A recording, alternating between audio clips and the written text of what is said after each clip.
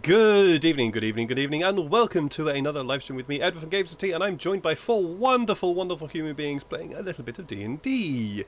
How are you doing, gents? Wonderful. How are you doing? Well, I'm finally I no don't know longer. yet. We're all gonna find out. Just a few quick announcements. Next week Friday is going to be the 12-hour stream that I'm going to do in celebration of my 1 year as a Twitch affiliate. So please be sure to make it there. Thank you very much. The miniatures that you can see dotted around the screen and occasionally appearing underneath me have all been made in Heroforge. So many thanks to them for allowing us to use those miniatures in the game. The tabletop of choice, the virtual tabletop of choice, is Fantasy Grounds Unity, which you can see dice rolls and things coming up underneath me, as well as various maps that will be appearing. All those maps have been made in Dungeon Fog. It's made sense to them, and the music, which you can hear going on in the background, hopefully, is all in by Sirenscape, Tabletop Audio, FelicianStudios.com, Alexander Nakarada from Serpent Sound Studios, and Ian Grimm. So many thanks to them for making music that we can actually use on stream, royalty free. So thank you to them indeed. Was there any other things I needed to talk about? Probably. I have no idea. Oh yes, thank you for that reminder. There you go. And now my players can actually see me. Hi. Cool. So I think with that, we'll just dive into the introductions for today. Starting with Kairos, Kairos, who's played by Chad from the Twitch channel Wizard of Dind. How are you doing, sir? Please tell us a little bit about Kairos. I'm doing well. It's Kairos Bloodsail, the Sanguine Shadow, and he is a pirate by trade, formerly semi-retired, who had washed up on the shores here of Fall in it was Archcastle, what was it called? Anyway.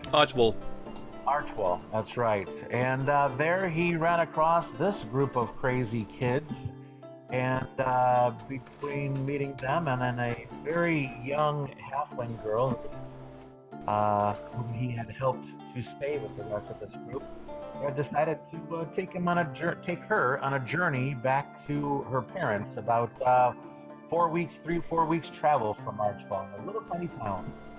We'll see what happens there. We'll have to see what happens there, indeed. Beside him, we would be having Jeff from the Twitch channel Alhandrin, who plays our fairy chaos brother person called Luinal. Unfortunately, he is not able to join us right now. He may hopefully be joining us later, but if not, we do wish him well in whatever he is busy with today. Above him, though, we have the wonderful Marius, who plays Marius, and also plays Sam. How are you doing, Sam? Please tell us a little bit about Sam for us. It's all just a face and mask I put on. No. Sam is a nice little tiefling who has definitely not doing any crimes, because would never do crimes as a tiefling. Yeah, Ron, I would never do crimes. And he was also an archwall, and he was so partying it up there that he had to take a nap on the horse terrace. I wasn't there 2 weeks ago, but was just knocked out. I'm also joined by my parents' cat Pauline. So if I look down there or get annoyed or anything, it's because of her. Don't take it personally. I'll never ever take it personally, Marius. I'll just store it up and then get back at you in the game instead. That would be my personal support. Oh, hi, Catty. Hey, Kitty. And beside him, we have another tiefling in the form of Darakir, played by Eric. How are you doing, sir? Please tell us a little bit about Darakir for us, shall we? Well, I'm doing fine. A bit curious how this session is going to start, considering where we ended last session. After some playful consideration with the College of Mages in the last town we were in, Darakir was, well, let's say, happy to get on the trail and join the group to get towards the next town, which is actually how high up into the mountains. So we hope to get there via the way we chose now, through the forest. But yeah, he just joined this group. People are not really sure yet who he is and what he does. So, and I believe the only confidant I've taken so far was Sam. Weirdly enough. Tiefling But goes with that's tieflings. because he's also a tiefling. Indeed. So we're going to have to see how well that pans out. Maybe it'll pan out well, maybe it won't. Who knows? Because right now, the guys are far away from the issues that were caused. Well, we'll talk about those issues later. And We besides, don't know if there were any issues. We were who knows? gone. And beside him, we have Braun, played by Crunchy. How are you doing, Stern? Please tell us a little bit about Braun for us. Oh, well, as always, Braun is just a very nice person who has never done anything wrong a day in his life, trying to rebuild his guild after the very weird and mysterious death of his best friend and former guild leader, Needy. And I guess I'm on a wagon now, but that's to go get ironwood and for no other specific reasons. Well, not just on the wagon. You have also joined the others well, you did join supposedly the others in a defense of a certain hunting lodge, which we will get to very, very shortly. There was just so you guys watching at home know, there are some viewer rewards which you are able to take part in, and that's for insight checks, inspiration, advantages, and re-rolls, which you can grant to any or one of the players or me, for example. During the game, in order to influence it in some beneficial or perhaps not so beneficial way, and those rerolls can be applied to anything. So bear that in mind if you wish to throw some shenanigans into the fray as well. So to dive into today's session today, our 5 heroes had. Well, heroes is it's a bit of a strong word for them for now, but our 5 players, our 5 characters, had made their way out of Archwall, finally leaving I it feel on. very confident being called hero. I mean, I have no problems with that at all. I'm glad you do. They had decided to leave Archwall relatively quickly, certainly at the urging of Derek here for one reason or another, and were on their way to deliver Malin Grand, a halfling girl who was found in a deep under a underground laboratory under a mansion, which supposedly is going to be coming into the possession of one Kairos. Let's see about that. But our players had decided to leave Archwall and go, rather than following the beaten track, which would have been at least about a 12-day journey, decided to go off and follow a little hunting track deep into the woods of the Gloaming Forest. This proved to be a advantageous thing for Lewinol, because Lewinol was indeed in search of the druid circles that migrate around various areas of their purview, as it were. And there was one such druid circle located within the Gloaming Forest. So, our characters followed a track to a simple hunting lodge deep within the Gloaming Forest. There they decided to set up camp and to take a little bit of a break from the journey's travels. While there, during the night, a certain band of goblins had at least chosen that place as their own home, unbeknownst to our characters, where they during a slightly disturbed watch from Luminal, they decided to attack the house. Due to some quite ingenious trap placement by Derek here, the attack was quite well thwarted, or at least the start of the attack was quite well thwarted by them. And then an ingenious use of the spell Summon Beasts, I think it was called, or Summon Animals, Conjure Animals, that was it, by Luinol, conjured a bunch of beasts, all in the form of velociraptors, to the fight. Subsequently making what could possibly have been quite a vicious fight into a rather entertaining watch of several vicious creatures going at it. Certainly this seemed to be very amusing to Lewinol, at least anyway. After that, our heroes decided to at least find out what was going on in regards to this gosh, this little hunting lodge. So, and that's where we begin tonight's session. The 5 of you have watched the dispatch of these goblins by the velociraptors. Also, Darika, you did also manage to dispatch rather succinctly a goblin who was trying to run for his life for whatever reason. And the 5 of you are now... yes, you definitely did that too. And the 5 of you are just picking through the aftermath of the battle. Braun, you are inside and have been keeping an eye on Malin, just to keep her quiet and keep her, as calm as you could in your slightly nervous way.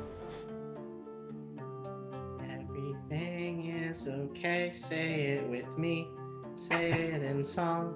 Everything is okay. We're all gonna die. Wait, no. Huh? What? Huh? No, it's fine. It's fine. I'm just kidding. You're gonna. Where are we? Is there a table you can hide? There's a table, I'm sure. Here, The shouting stopped. Yeah, I'm gonna go see. You stay here, and if anyone other than me comes inside, you're gonna. Oh, I should probably show you self-defense. Okay, so first, put up your hands like this, right? She puts her hands up. Okay, good.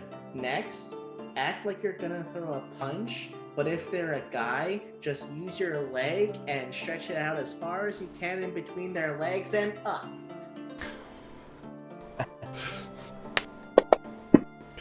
What's your armor class? Only like a 13, I think. So she rolled an 8.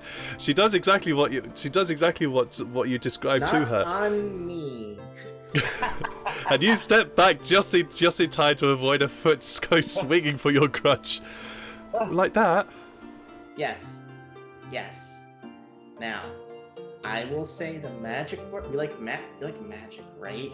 And I'll play with fire on my fingertips. I'm gonna say a magic word to let you know it's me and not someone pretending to be me. And that magic word is Farfig Newton. What? Farfig Newton. Farfig Newton. That way you'll know it's me. And if I don't say that, you do the thing that I told you to do, but not to me right now, to the me that comes in that isn't me. I'm gonna go now. Okay, have fun. And you leave a very, very confused Malin in the room alone. Not quite understanding, but she at least is. She makes the effort to try out some of your self-defense moves. Yes, the four of you outside though. There's a ground littered with goblins, and several velociraptors are now currently picking over some of the remains. It's a little bit gruesome, but yeah. Did we already investigate the corpses? I believe you did, and you did manage to get a pile of armor and swords. Yeah. And that wasn't anything special in it. No. All right. Was some nice gym work. Anything else you guys want to do? I mean, I'm ready to go to bed again. I wanna pet the Velociraptor. I do exactly what I say. I go to the next one close by. Mm-hmm. I look in a way to pet him without him tearing my face off. You head over to one of the velociraptors. The velociraptor looks at you. Looks at you and looks up at Luinal. And as you go to reach a hand, it snaps a little bit at your hand. And then...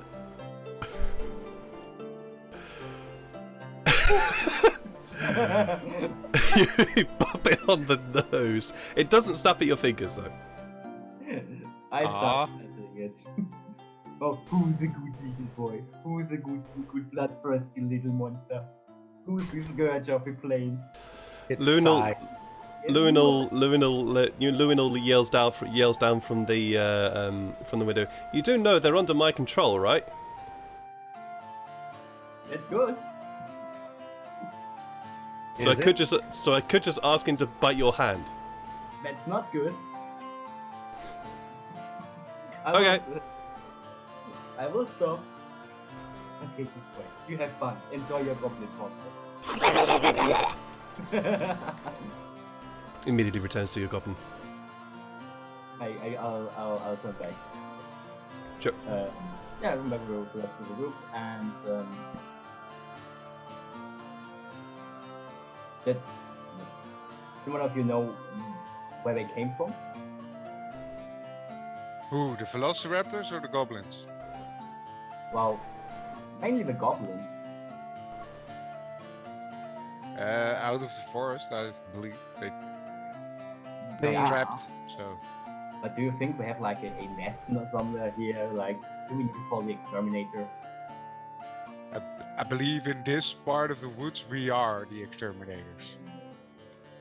If I recall correctly, Sam was out there when they were talking about us stealing their home, which was this hunting shack that we have taken for the night. And they have should have listened back to what they said, and it would have been smart. Well, we've looked through the house, and I mean, there were no actual signs for it being a goblin cave or anything. I mean, come on. They just wanted to sleep here, as did we, and, well, they are sleeping now. Oh, true. If they just asked, that would have been probably like allowed them to sleep on the floor or something. Nah, I wouldn't say so. There were piles of feces throughout the building, if I remember correctly. Well, we don't know. It could have been just. I mean, goblin poop kind of looks like rabbit poop, I guess. I don't know. Just a bit more stinky. Jim, we're there? There was evidence of crap and feces dotted around in various corners of the building. Yes, but it wasn't able but to it determine wasn't what. ransacked or anything, which you would... No, it wasn't ransacked, but it was clear evidence that some things had been living here. feces? You did, but unfortunately you didn't roll high enough in order to figure out what sort of thing might it have been. Well, it could as well have been human. I mean, or wolf, Exactly. or anything. We don't know. I mean, In our defense, we rolled really poorly trying to figure a lot of that shit out. in our Yeah. defense, we rolled really good Hey. in our defense of the home. So, I mean, they wanted Yeah, to that's- fight. We didn't. They started it. We won. So, Do you wanna put up more traps again and double the guards, or do we just say that probably has been all the goblins in this part of the forest? well, to be fair, I set the traps to catch some dinner. So I'm gonna reset the traps. Any help with that? Sure. Okay. Kyrus, can you help him?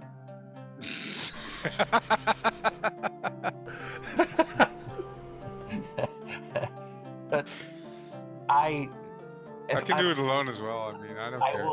I will say though, if I recall correctly, after the fight was over, Tyrus crawled back down from the roof back in through the window he crawled out of, and then went and sat on the bed next to Balin while she was still sleeping. Oh, man, I'm gonna say that Manning would have woken up from all the yelling. Okay. Wow, we were so quiet. Yeah, you might have been. So Manny would have woken up from that. And as you enter the room, there's this. Oh, Kyrus, sorry. Oh, it's all right, and I'm glad that you're learning to defend yourself. Braun taught me. Oh, good. Good. Remember, go for the family jewels. Huh? Rock the low shots, just foot up, knee up, fist straight out.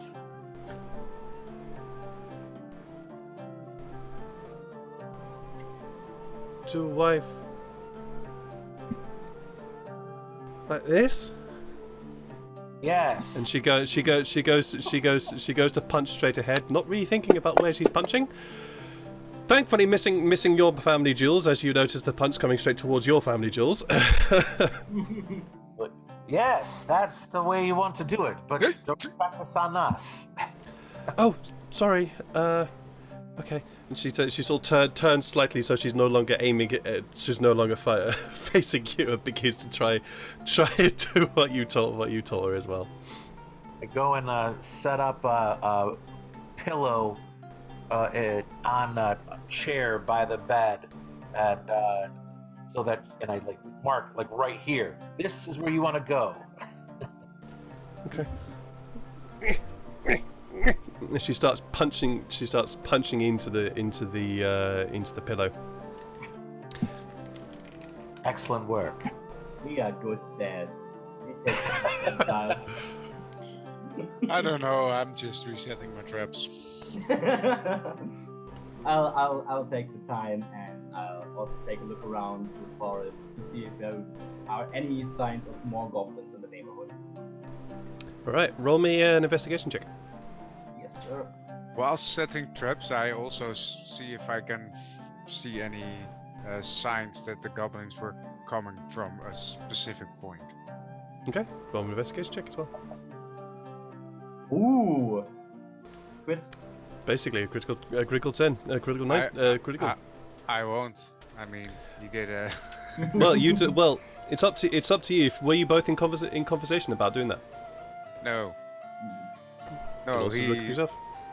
But you scan the forest, and it's pretty difficult considering it's still nighttime. But thankfully, being a tiefling, you are able to have some view into the forests, and you get the very, very distinct impression that these goblins, well, they came from the west. Sorry, I always had to think about cardinal points whenever I think about that. They came from what seems to be the west of the forest, somewhere quite far, and they just seem to be sort of migrating towards and came across your home, as it were. But there does not appear to be any goblins coming up from the west or south. So we killed them and all were friends with them, like it should be. So it would seem. Okay. Well, I would like to take a look around and then go back to the hut and tell my friends about this wonderful news that we now finally can sleep at night. Alrighty then. As I said, there doesn't appear to be anything else to occupy your time for the night, for the rest of the night. Who is taking the final watch? I think that is me. Okay. I presume you're going to take up your position on the roof of the building? Yes, and I am going to be as stealthy as possible. Roll me a stealth check, and then please roll me a perception check. Do you have dark vision? Of course I do. Don't be ridiculous. I still had to ask. Nice. No, very, very nice stealth, indeed. 21 perception. You are the quietest mouse of a person you have ever been, and you are very, very certain that you have not woken up anybody. Looking out, the night proves to be a quiet night. Certain sounds of night birds, and eventually the dawn birdsong begins to poke its way through the canopy, as well as the green light of sunrise on the horizon starts to make its appearance. But night passes uneventfully for you. Excellent. Once dawn breaks, I will make my way back inside. I'll actually crawl down the outside of the building and walk him through the front and start, if it's possible, start a fire. At that point, I walk out to go and check my traps. Sure. Go prep for dinner or breakfast. All right. Depending on how much I caught. I mean. There is indeed a fireplace which you are able to light and start a fire to at least cook something. For your traps, Derek, here, this happened in the middle of the night, so it's very, very unlikely that you'll have caught anything. But let's just see. Let's see, shall we? No. Let me roll a percentage die. Unfortunately, tonight is not able to fight this because it was because the traps were set so late at night. Unfortunately, you've not been able to catch anything. And the traps that didn't went off on the goblin attack, they were there all night. They were there all night, but unfortunately, goblins seem to have done something about the local fauna. I.e., they might have scared them off. I clean up the traps and take the materials to remake them with me. Yep, sure, no worries, easy enough. Any tracks along the way? You'll have to roll me investigation check. A new one, Figured. since it's now morning. Well, that's good. Oh! There are plenty of tracks. What are you looking for in specifically? Animals, goblins, and a way towards the mountain, aka a passage through the mountain from this side. Absolutely fine. You see many different tracks, and you do find one eventually that seems to be almost a deer track leading away from your home or from your temporary home towards the mountains. So at least seems to be heading that direction. In terms of goblin tracks, there are plenty of those too. Many of them seem to end in very bloody piles, some of which have definitely been chewed upon, and all seem to be leading towards your hunting home. Okay. Nothing else specifically. No, not in this regard. All right. I'll relay this information to the rest of my party and say that Deer Path might be a good starting point to go towards the mountain. Well,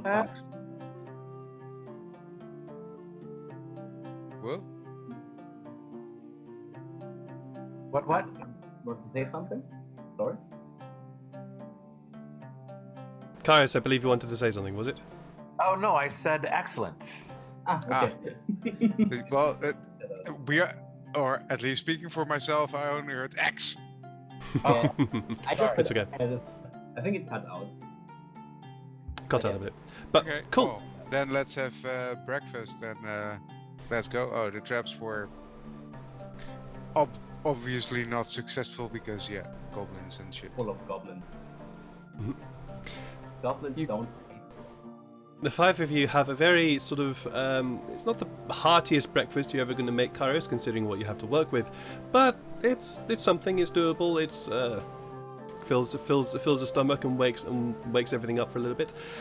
This is also where the five of you realize that even though this deer path seems to be leading towards the mountains, you are not going to be bringing the cart this way through the woods. We can't bring the cart?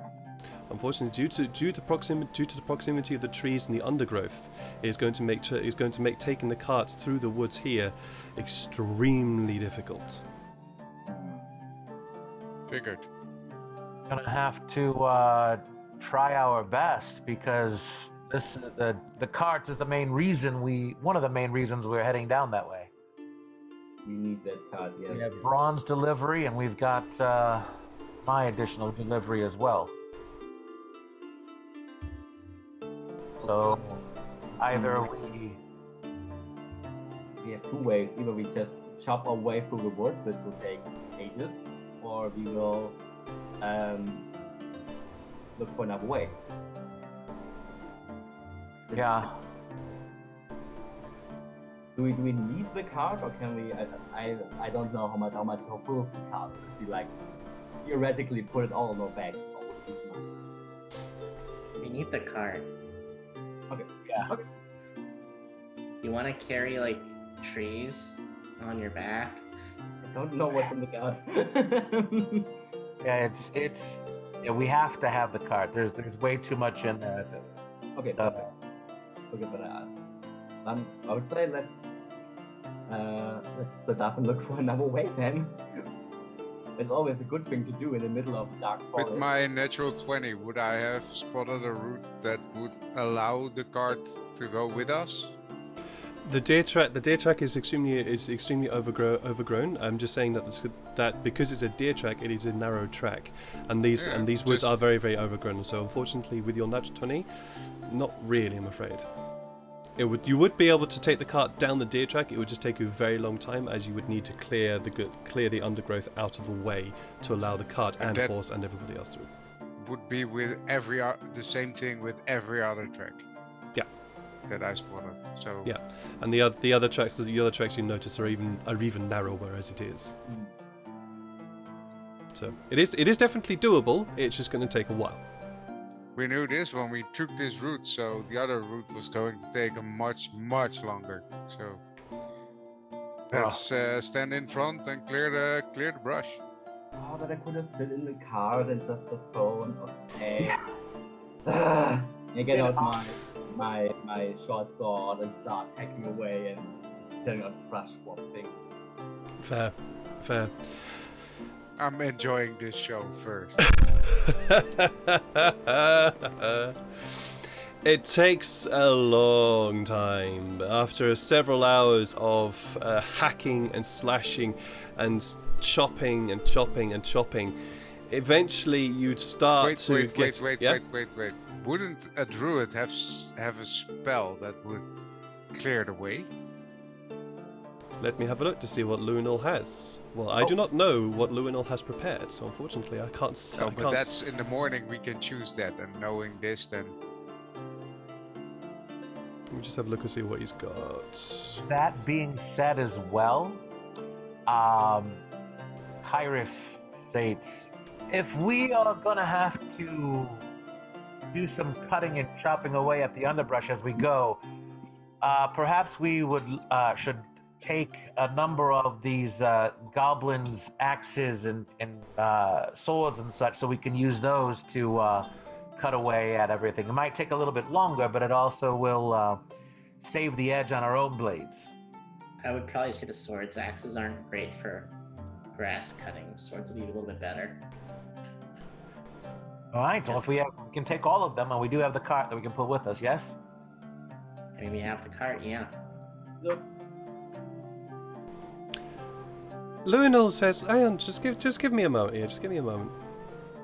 And he goes ahead of the four of you, kneels down, and begins to whisper.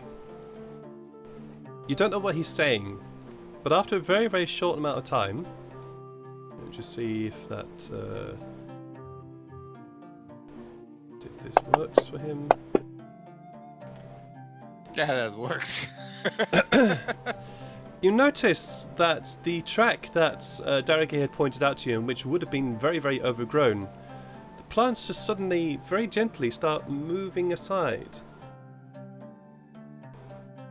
And suddenly this very overgrown and probably very, very difficult deer track that you had found begins to open up.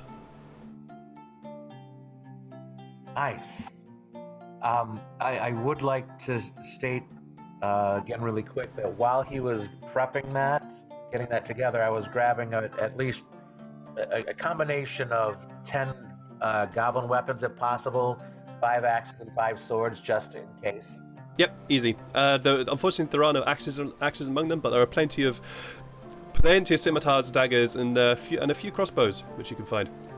Oh yeah. Which are all of which have been dumped into your cart. Which we now can easily take. More easily for a little while. You get the sense. You get the sense from Luinol that while this conversation was very fruitful for at least this moment in time, he can't guarantee that it will always remain so. All right. so makes it very easier. Thank you very much, my friend. I hold dip from the card, and I hop on. Of course, you lazy fuck. Hey, I have my brand and I stick to it. So I've all given you a long rest as well. We're taking a long rest, I see. Well, you did eventually manage to get some sleep in there. So yes, so you do get the long rest. Thank you very much. What was the spell called you used? It was where is it? Speak with plants, I think it was. Yeah, speak with plants. Nice plans. I mean, otherwise otherwise we would have to kill them. So Yeah, it it's- makes sense for them to just. How many level 3 spell slots does he have right now? He's only got 2, so he's already he can used do one. this twice. He's already used it once. Yeah, but then this one time and then another time. But you were able to travel for certainly a good while at least, unimpeded, until the brush gets to a point where it is very, very, very overgrown. At which point, Cast the spell. I would like all of you to roll me an investigation check, or a perception check, please. That's better for some.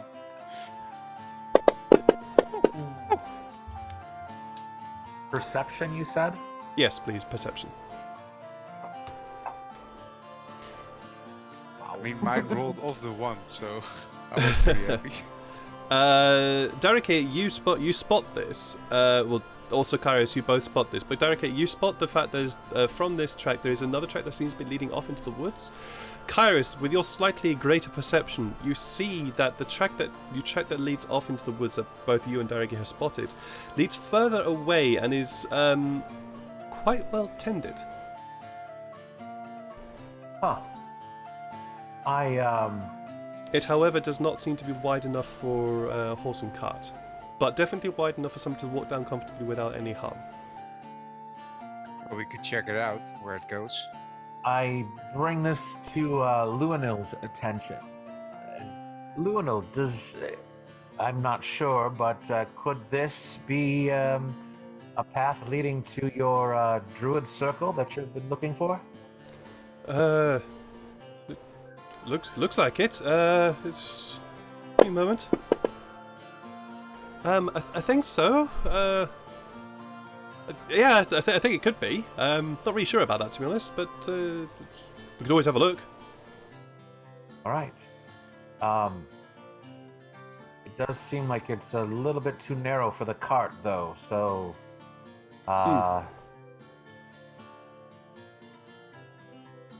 can we? It looks like Dungeon Master. It doesn't look like any possible way that we can pull the cart through this path at all. Not this one, unfortunately. It is wide enough for a person to walk down without any problems, but for a full cart, full horse and cart, no, there's really no way. You would have to hitch up the cart along the path you're currently on. Okay. I bring this to everyone else's attention now. I'd say let's check it out first before we go into the trouble of clearing the way or taking the cart that way. Sounds good to me.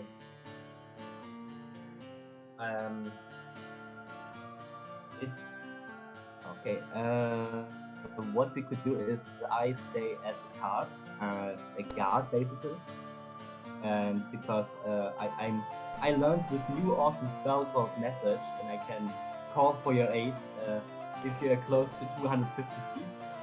If somebody happens, I'm not sure how long this will go. I'm not even sure how much 250 feet is, to be honest.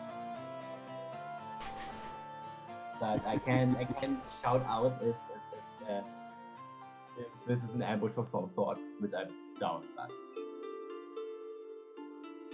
Can we determine how long this path goes from where we're at right now? It's a bit difficult to see through the undergrowth. However, I am willing to let you roll an investigation check to see if you can try and figure it out. All right, approximation at least, I suppose. Oh, it's only 120 feet. My mistake. 120 feet, yeah. Fortunately, it's a bit difficult. There's a lot of growth here. It's a well-attended path. It very clearly goes from your route further off into the woods. Not in the direction of the mountains, unfortunately. It seems to head in a easterly direction, as it were. But yes. Can I make an estimation of that? You can roll me an investigation check if you want.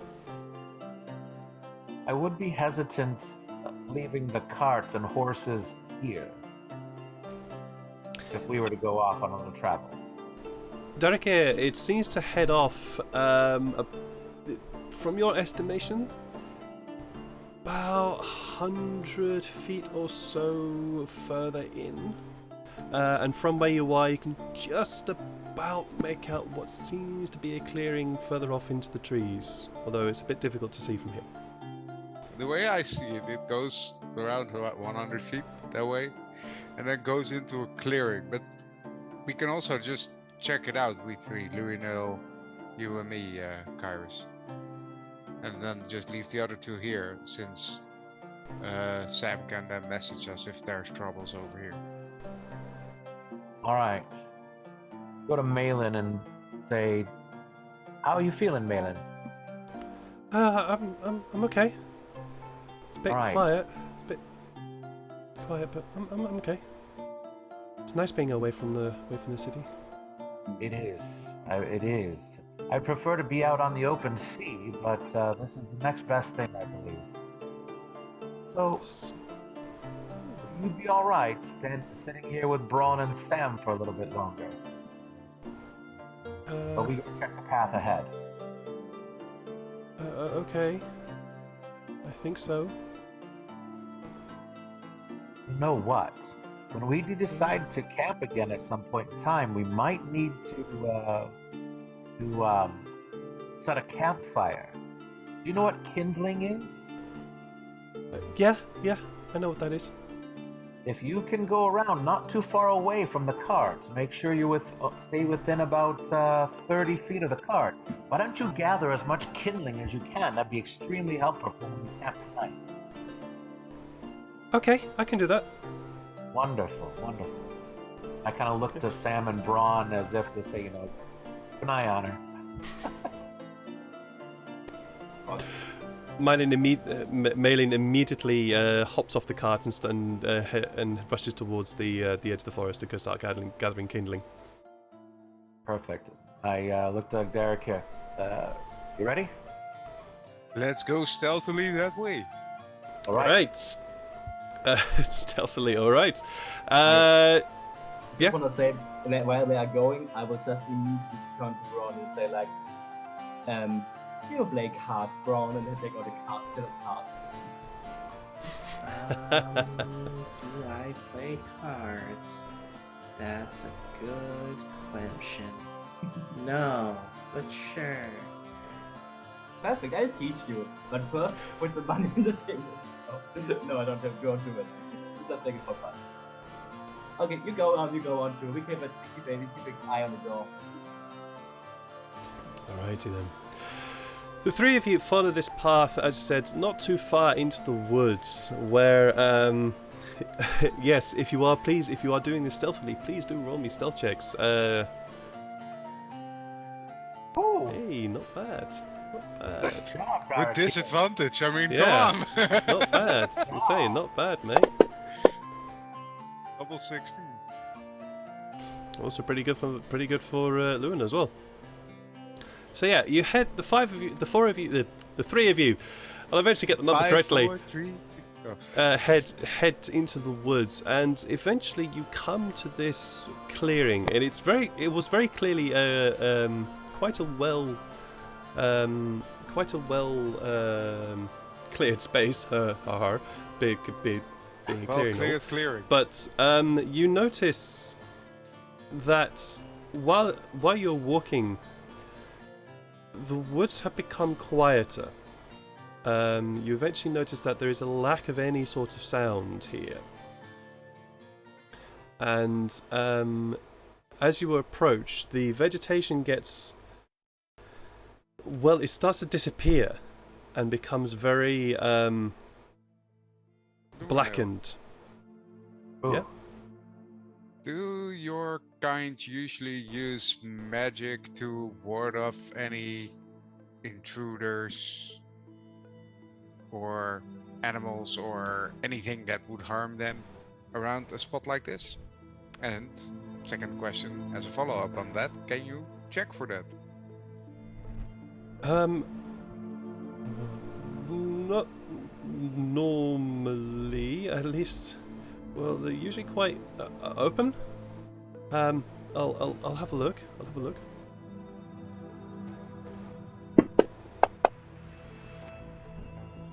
Don't see anything, unfortunately. They're not usually this. As you approach, you can very clearly see the perimeter of the camp. There is this circle of stones, white stones, that seem to surround this area. And as you approach, you are suddenly struck with this very acrid smell. It is charred. There is almost a pork-like stench in the air as well. And you notice that the vegetation here is being completely burnt away. And the trees that dot the clearing have very, very clear signs of scorch marks. In the center of the clearing, you can see this quite large fist-sized gem, this emerald, green emerald gem in the center of the clearing. And right behind it is this extremely tall tree with leaves and branches gathering over the top that seems to almost cover the clearing, which seems odd considering the fact that this is meant to be a clearing. In several corners you can see what look to be burnt patches of leaves that seem to be crisped and charred and ruined in a way. Okay. I'd like to look for any traps or items or anything that shouldn't be here. Roll an investigation check. I wanted to look for any signs of I'm on fire. humanoid animal remains. Roll an investigation check, please.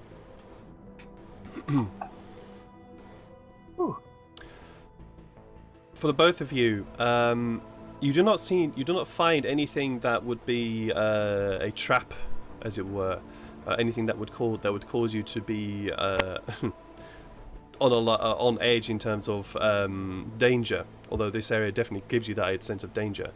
And Kairos, you are specifically looking around for animal bones and animal corpses. You see several. You see several small to medium animal corpses dotted around, and all of them are smouldering in some way. And not only that, but both of you see two humanoid figures. One appears to be on top of one of those piles of leaves, and the other one appears to be slightly further away outside the perimeter. Alive or dead? Very much dead. Considering the fact that they are both smouldering, ruined corpses. I'm gonna go to the one that's laying on the pile of leaves. Mm-hmm. What kind of humanoids? Yeah, I want to check to see what kind it is. What it is. They are very, very, very badly burnt. One appears to be human. The other appears to be an elf. It's so badly that Jeff isn't here. Yeah, I know. Also that, but I would have liked to roleplay this part with him. Lydia. You're beautiful. Lydia. Thank you, Lydia. You're the best. No, you're not. Love you, love you too. Jeez, bloody hell, that made me jump.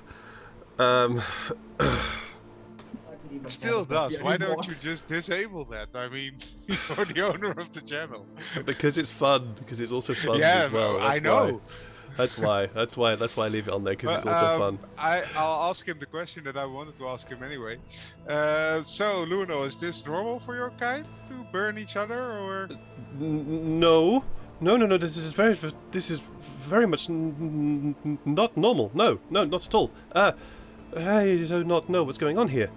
I believe him, I think. It's also at that moment where the three of you hear this deep bellowing voice. Unfortunately, I do not have that kind of voice, so please excuse me for trying to imitate. Bellowing voice. But yes, you hear this deep voice emanating from the surroundings, as it were, directly targeted at the three of you. are you? I look to Luino. I'm like, is this one of your Druid Circle people? Could it be? I try to. I draw my weapon and I try to see where the voice comes from. Roll me a perception check. Luna's going to roll a history check. I'm gonna History move check's not towards the good. green gem. Derek here, you notice, looking around you, it's a bit difficult to see, but you do eventually notice the tree that's in the center of this clearing doesn't appear to have any scorch marks on it. And as you notice this, and you watch Kairos move towards the tree, this face just emerges from the wood and bark of this tree to this angry, ancient, sad face emerges from the tree. Luinol, who was replying to your questions, no, this is not what. Oh my god! And this So face. the right question would be, who are you? Because you're inside a tree. I am the tree. You are the tree. I am the guardian of this place. Well, you failed. Oh. I came after I heard the cries. Do you come to defile this place? No. You. No. We comes came across the inside mountains. Like this.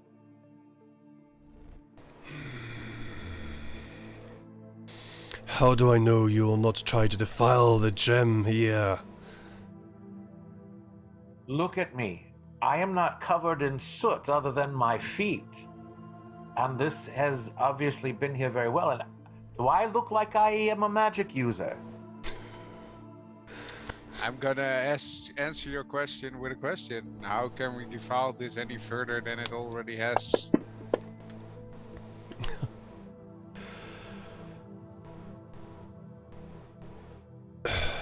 You do not look like a defiler, but you look like a thief. He's on to you.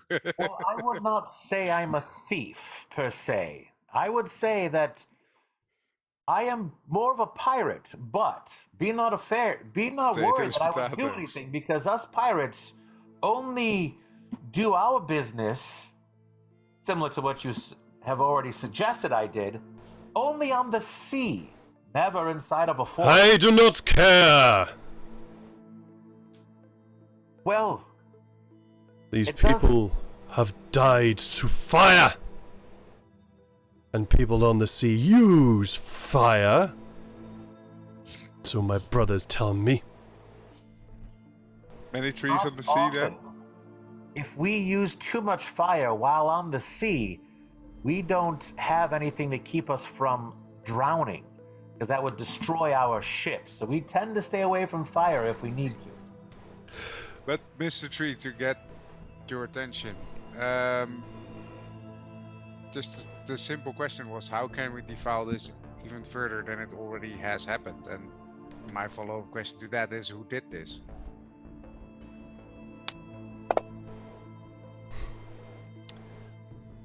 See, what was his thing? Okay. Okay, that's fine. It was one of those. It was one of those. Luminal turns to you and says, I think he's referring to the gem.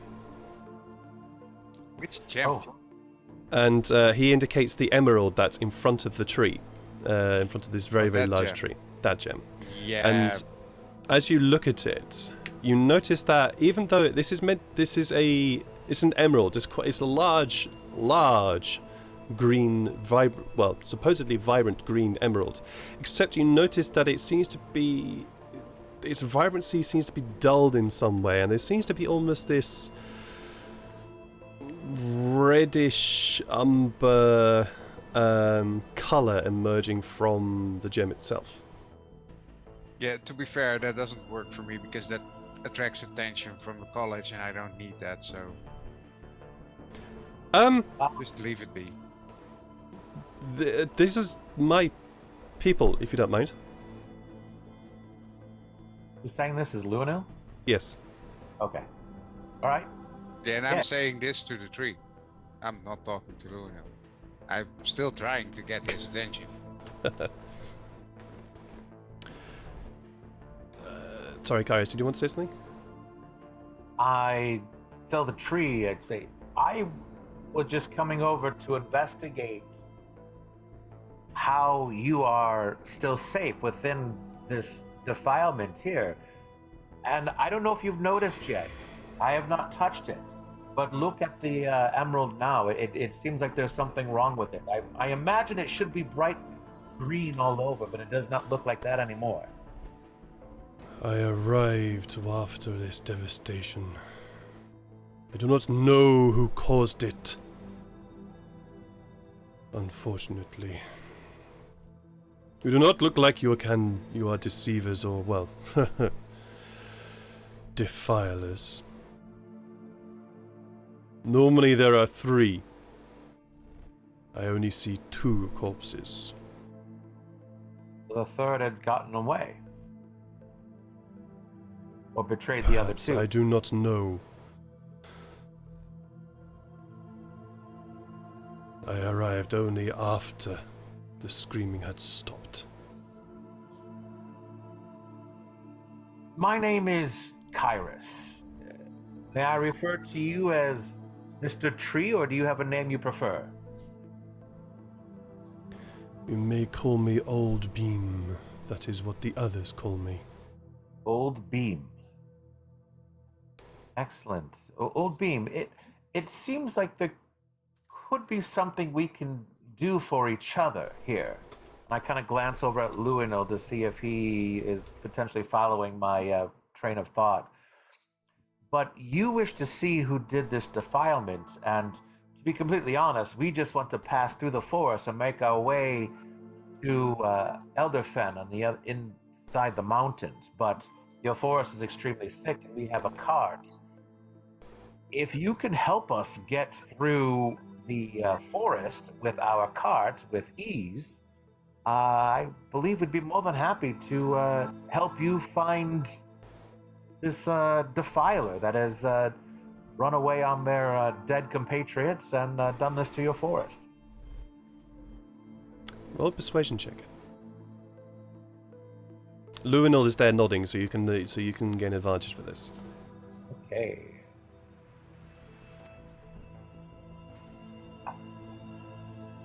Nice. Very nice. The face in the tree grows pensive for a little moment. Luinil pipes up, and we could help at least try and fix the gem, maybe? I don't know. Possibly. Finds the one who has left. And maybe I can help you on your travels. This is a deal I'm willing to make. I look to Luinil and Derek here. What do you think?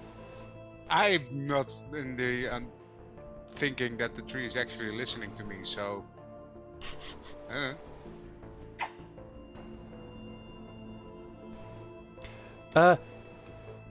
Can have a go. I mean, he said that the one of the guys did disappear, so I suppose so. Yeah.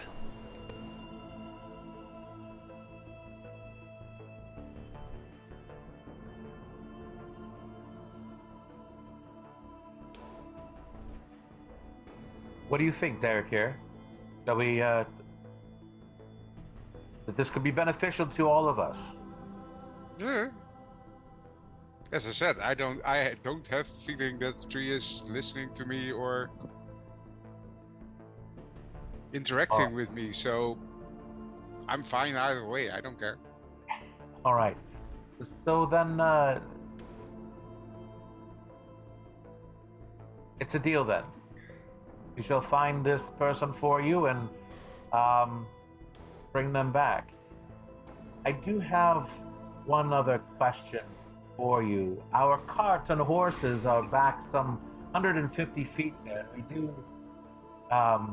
We don't much to leave them lying out there. Is there any way that you could allow us to bring the carts here so that it's within your purview?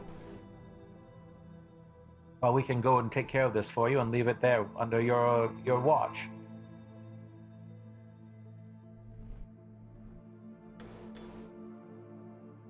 He doesn't say anything, but you get...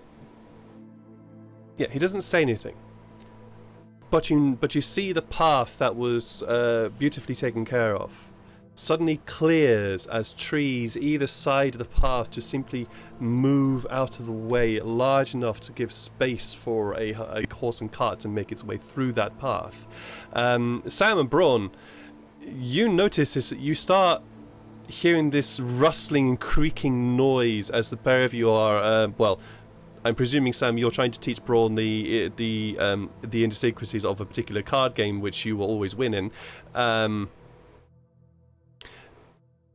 And you notice... But you hear this rustling and creaking taking place, and you just glance out the cart and notice that small, very well taken care of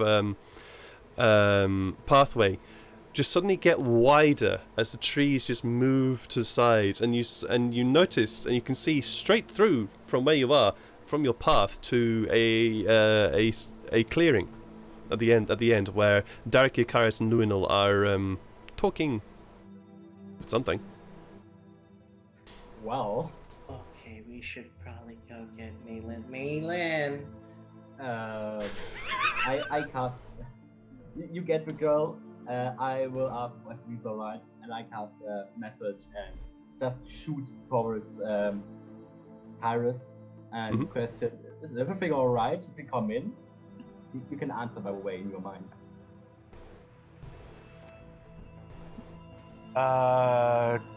Who's calling? It's Sam, you idiot. Oh, just think your answer and hear it. You. All right. Yes, I'm not used to this from you. I'm used to this from somebody else. Yes, come in. You're chatting with other thieves behind my back. Unheard of. I'm a pirate. Okay, good. Most of my friends are thieves. My best friends are thieves. That's not the racist. Okay, perfect. And I'll look back at Braun and say, "Be all right." Maylin has come running back to the cart. I heard lots of music. Heard lots of creaking over there. Lots of creaking. It's okay. It's okay. It's okay. It's just Everything magic. is okay. Just moving trees. Nothing strange, except everything is strange. It's just magic. You can use it. Okay. So, are there any tracks leading out of this clearing? Roll me investigation check, please. To scan the ground for tracks. There you go. Wow, Hurry dude, up. you are on fire. That's On your 3 crits. That's 3 natural 20s today. Wow. All Bloody natural hell, ones mate. when we get into combat, you know that. Yeah, absolutely, absolutely. As so yeah, Braun and Sam, you lead. Well, one of you leads the cart through this very nice clear pathway. Maylin is walking with you, Sam, and she just taps on your leg. Look at it. Yeah. Begging you to come down. Yeah. Why is Braun so weird?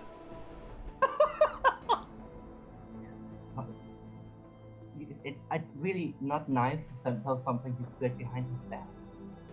Oh, okay. Why would you say he's weird? He's odd. Kind of scary. Look at Braun. Let me think about it. Did I see anything that makes Braun scary? I see him fight, but other than that, he just seems like a nice cinnamon roll to me. You're scared of weird things. Are nice people scary to you? No. Then you shouldn't be scared of Braun. Okay. He just talks funny sometimes. We all do. It's what the alcohol does to you. Okay. Right. Very few leads the cart to this clearing. Now that the pair of you are both there, you also notice how desolated this terrain appears to be. You see the burnt corpses of two humanoid figures, and you also see a lot of the ground has been charred or burnt, and many of the flowers and fauna around here have indeed extremely burnt or charred, except for this one very, very large tree in the center of the clearing with a very, very large, angry, sad face in the middle of it. Damn. Seems like someone wanted to make a short way through here and burned it, right? What the hell is this guy? Why is this tree has a face? This tree can hear you. Why can't this tree hear me? What the hell is going on, guys? What are you? Derek, here, as you have been scanning the surroundings around you, you find a set of footprints leading off into the undergrowth here. And these footprints are very, very widely spaced, and they appear to have been running. As you are following them, you also notice another set of tracks. Occasionally, a small pair of footprints appears beside them, and then disappears, and then reappears, and then disappears. Very quickly, these footprints. Sorry, carry on. I follow them and I try to figure out to what kind of creature they belong. Both of them. Roll a history check.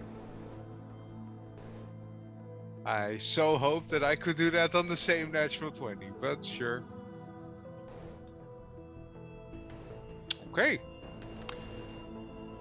The larger footprints are unusual. They look a lot like birds' feet, almost. And you do not have any experience with regards to what type of creature, what type of humanoid would have bird feet in this regard. However, the smaller set of footprints, they are very familiar to you. You once tracked a set of footprints very similar to these. Okay. You gonna whisper me what they are, or are you gonna tell me? Yeah, I'll whisper it to you. I'll whisper it to you. Sure.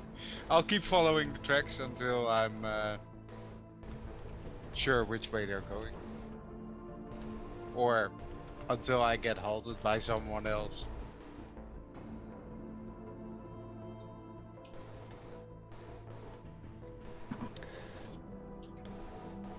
Sam, Lunel, Karis, and Braun, you have both watched Derek here just walk off into the forest, following what you presume to be a set of tracks. Oh, all right. Derek here, we'll be joining you in a quick second. Don't go too far. We need to, we'll leave the cart here within this clearing, and our friend here, Mr. Was it Beam, did you say? I'm sorry. I out of character. Beam? Old Beam. Old Beam. Old Beam here will keep an eye on the cart. Luino, if you want to come with us, you can, but I would almost wonder if you'd be more willing to wait here and keep our friend Old Beam and Malin here company, in case there is any danger. Sorry, hang on a minute. Let me just sort something out here. Who are you asking that to? Luino. Sure. I'd rather actually come with you, to be honest. Considering this might actually be one of the Druid Circle from here, I'd rather come with you if you don't mind. All right.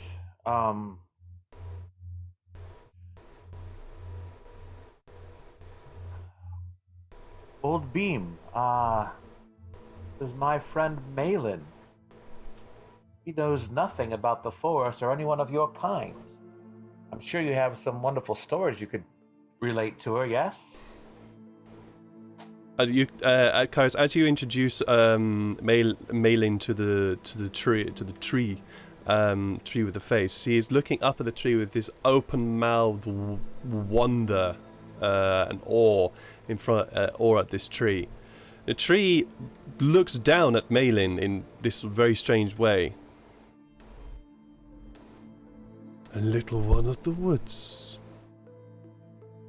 And you watch as the face on the tree becomes very gentle and soft. I will happily spend time sharing stories of the woods. What would you like to know, Malin? How do you talk? It's the first thing out of her face, out of her mouth. And he seems to smile. A very long story, and he will begin to engage Malin in a very long, winding tale. I whisper to her ear just before he starts and say, "We'll be back. Stay here."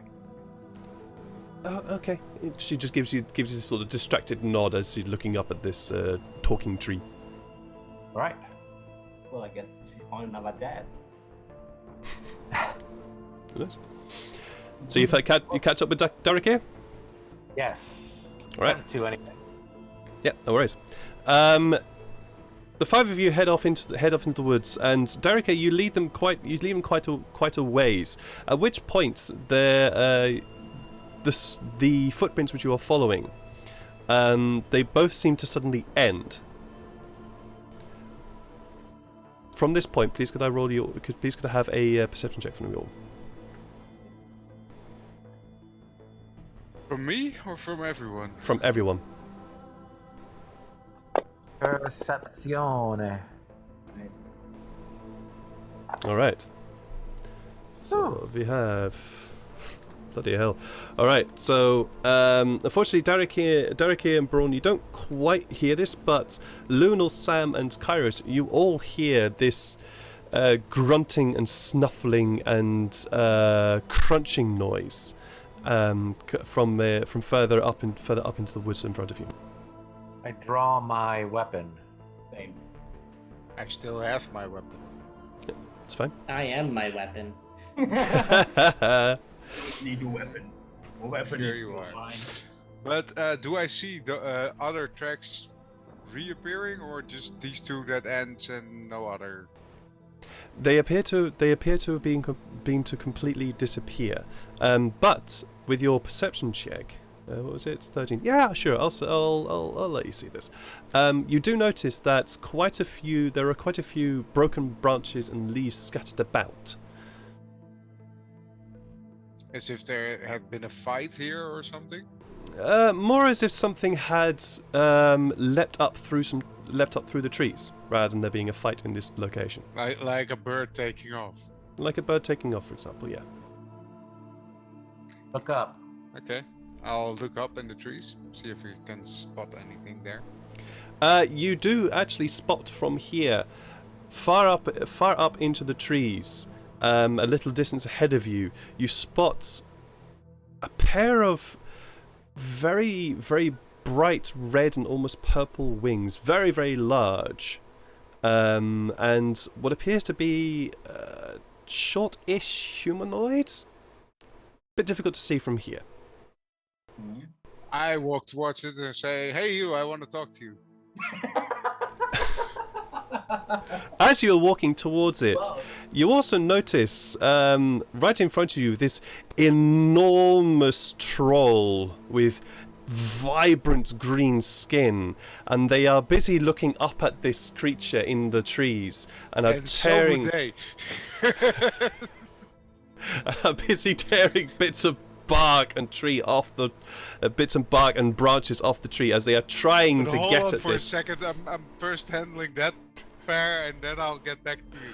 and I'll bring up the map and let you guys place yourselves on it. Perfect. That's how you initiate the fight. I mean, Yeah. it's just. Hey you! I wanna talk to you. Hey, you! I want to talk to you. Hang on a minute. Hang on. I'm Hang trying on. to reach you, but I Hold can't on. fit it Hold one on. feet. I'll put you in wait for a moment. Where's my little map here? I'm just. Oh no! Wait, I'm not really a sneaky type this time around, so I don't sneak. Yeah, I respect that. that's And if fair. no one else That is tells fair. me anything, then. There we go. They should now have the tree, the map, and a big old troll. Wow. Holy shiitake mushrooms. Venom troll. Okay, I don't like that. So from which way did we come? You would have come from the south. South is always this Yeah, it's always maps are south, always right. orientated northwards. So logically, I would be somewhere around here and then saw the troll. Yep, that'll do. I assume I would be about right there, just because Yep. I wasn't paying close attention and like, oh son of a bitch! I was in front of the rest, so Yep, that'll work. Yeah, won't be. yeah. Then I'll be just here. So. If you want, that also works. Like cuddling with him already. And now I need to all roll me initiative, please. Let's change the music up for something a bit more fun. Let's go for. Oh, this that's one. good. Oh no. And we'll be changing to the battle map. The battle map. There we go. Let's move you a little bit across. And damn it. Let me roll for the troll. Cool. So, Braun, you see this great green creature was busy pulling at this tree. Just to let you know, the trees that you see in the map are all top down. So imagine lots of branches above you. But you see this tree. You see this tree pulling at the troll. No, you see this troll pulling at this tree, trying to get at this bird-like humanoid on some tree branches above your head. Derek here has gone up to the troll and has caught its attention. It appears. No shit, Sherlock. What's you doing? Alrighty. What am I doing? No, what's Yes. Braun doing? Oh, I thought on the initiative order I'm last in line, I believe. So. You are last in line, unfortunately. Alrighty. I guess I'm gonna use one of my warlock spell slots and cast Witch Bolt. Okay, go for it. Guys, please do let me know if the music is a little loud because I don't know what you guys are hearing. What? Maybe just a fraction. 17. Sorry, I was busy doing that. A 17 will hit. Alright, because it is second level, I get to roll 2d12 as my damage. Very nice. Boom. 11, 20 damage Uh, total. 20 damage total. Very nice. You send it off and it strikes the creature, causing it to yelp. Let me just quickly let me just do a little thing.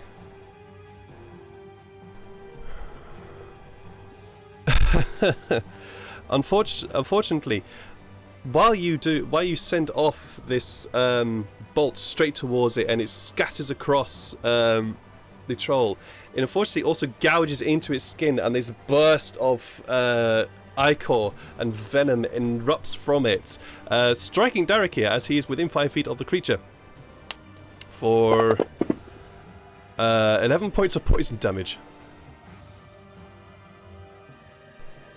Wow. Yeah.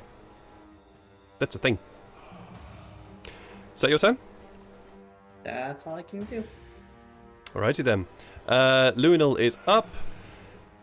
Seeing the great, massive, lumbering brute in front of him, I'm going to have some fun with this spell, I think. Wow. Because Yeah, why you're ever, gonna kill me. because why ever not? I'm going to have fun with this little spell, shall we? He is going to go. He's going to go into panic mode and decide to do. Or is he? Let me just have a quick look at this. No, he's not.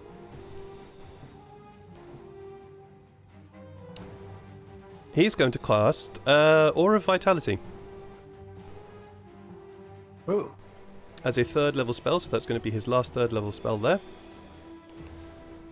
And as a bonus action, seeing the damage that you have that you sustained, Derek here, he is going to heal you for 2d6. There you go. So you gain 10 hit points back from that. But that is going to be his turn, I believe. Actually, no, he's going to go 5, 10, 15, 20... 25. He's going to go to there because it's an aura of 30 feet. Yes, he'll head over to there, and that'll be his turn. Sam.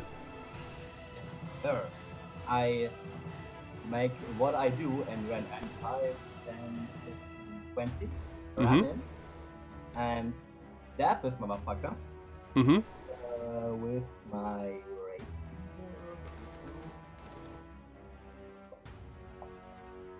rapier. 24 hits. Wonderful. And I get 1d8 plus 5 piercing, and I believe because he's in a close combat with a friend of mine, I can also give him my sneak attack. Let me double check that, I'm not quite sure. I believe you do, yes. Well, where's my sneak attack? Your sneak attack should be. I haven't got it on your thing. It'll be under your abilities. That would be. It's extra 2d6 because I believe you are. Actually, it's going to be more than that, but we'll look that up in a moment. And due to sorry. Yep, no worries. That's so much shit to do. If you're straight rogue at this level, you'd have 3 dice 6 for sneak attack. Okay. Yep.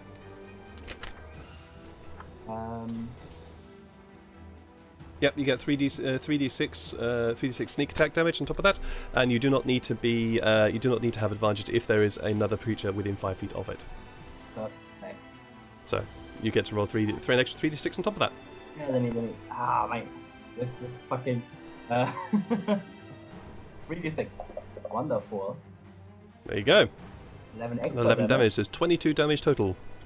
And then, because of my swashbuckler thing, he cannot do an attack of opportunity against me. So I will fuck right out again. Alright, but before you do that, you will be taking, you and Derek here, because he's within 5 feet of it, will be taking 13 points of poison damage as this horrible Icarus blood spurts out of the gash within his belly you caused. Ooh. Wow. Sorry, Derek here. Nothing personal. Sure. I will have use my bonus action to use my bardic inspiration on Derek here. Okay. Get this thinking motherfucker, and yeah, you get a 1d6 to your saving attack or ability check. I get an inspired thingy. You get bardic inspiration. You don't get any inspiration. Bardic inspiration, yeah. You get an inspired thingy. Again, a 1d6 and on. Is that different then than the inspired thingy on the top of the sheet? It is different, unfortunately. Yes. Okay. I was really just wondering. I didn't know that. Yeah, no worries. Is that your turn? That is my turn, yeah. Alrighty then. Can I... Yeah? Give me a second. Okay, that's just... Okay, nothing, yeah, perfect. Alright, no worries. Kairos! All right. Kairos moves with preternatural speed. He goes 5, 10, 15, 20, 25. Is this thing 30 right here? Is this thing, this little rock thing here, is that like something I can or cannot stand on? You can stand on it. That's fine. All right, so That's just that little bit is just terrain decoration. 30. All right, he jumps up that way. He then goes and attacks with his rapier. Stabby, stabby, stabby, pokey, poke. A 12. Unfortunately, a 12 does miss. Advantage, you're flanking. You have advantage, yes. That's right. I was gonna do that too. I forgot. And a 15 will hit, just. Nice. So that You're is welcome. 5. Thank you. Oop, I forgot to do it on him. Oh wait, Yep. it's not working. And your sneak attack damage.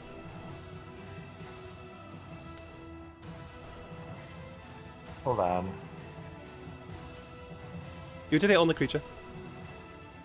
Did it do the damage on the creature? Yep. With the sneak attack damage, did it do it on the creature? Sneak attack damage did not, Oh. but I will add that on as well. Woo! Okay. Almost max damage. Woo! Bloody hell, mate. Jeez. And then so that's 30, 35, 40, 45. He will be Back. taking an opportunity attack against you as you move away. Washbuckler, I don't get attacks of opportunity when I attack. All right, but unfortunately, before you do that, you do take 2d8 poison damage, and again Derek here as well because he's still in base contact with the damn thing. Poor guy. So you take 12 points of poison damage as you move away. Can I use? Is this one I can use my uncanny dodge? No. Yeah, uncanny dodge to cut the damage in half. Sure, Yeah. yes, you can. All right. So what is that? The reaction to uncanny dodge. As a reaction. You cannot use reaction. No, you can't use reaction for this. This unfortunately you can't use the reaction for because it's damage. It's damage that you take when the troll takes damage. So when the troll Oh. takes damage, this spurts out. So this is not something you can uncanny dodge, unfortunately, because it's not an attack that is happening. Oh, I can use as a reaction Hellish Rebuke. Yeah. Go for it. On level 2. Go for it. What do I need to roll for that? Nothing. Yeah. I hope. Hopefully. Dex save. I don't think. I think I do need to roll something. Dex save. A dex save. What's your DC? My Not DC 9. is 14. It's not 9 though. All right. So he takes 17 points of, I believe, fire damage. Correct? Hellish Rebuke is fire damage. Yes. Yes, indeed. So that's 17 points not coming back.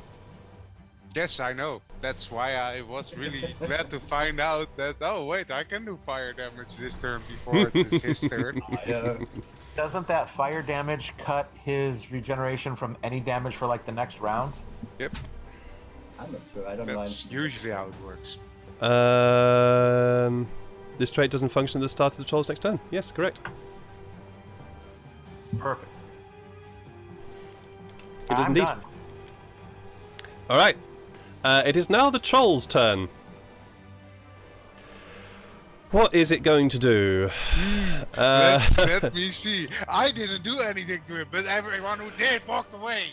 Yes, yes. Unfortunately, yes. This is a true thing. It is also not the most intelligent of creatures. Oh, really?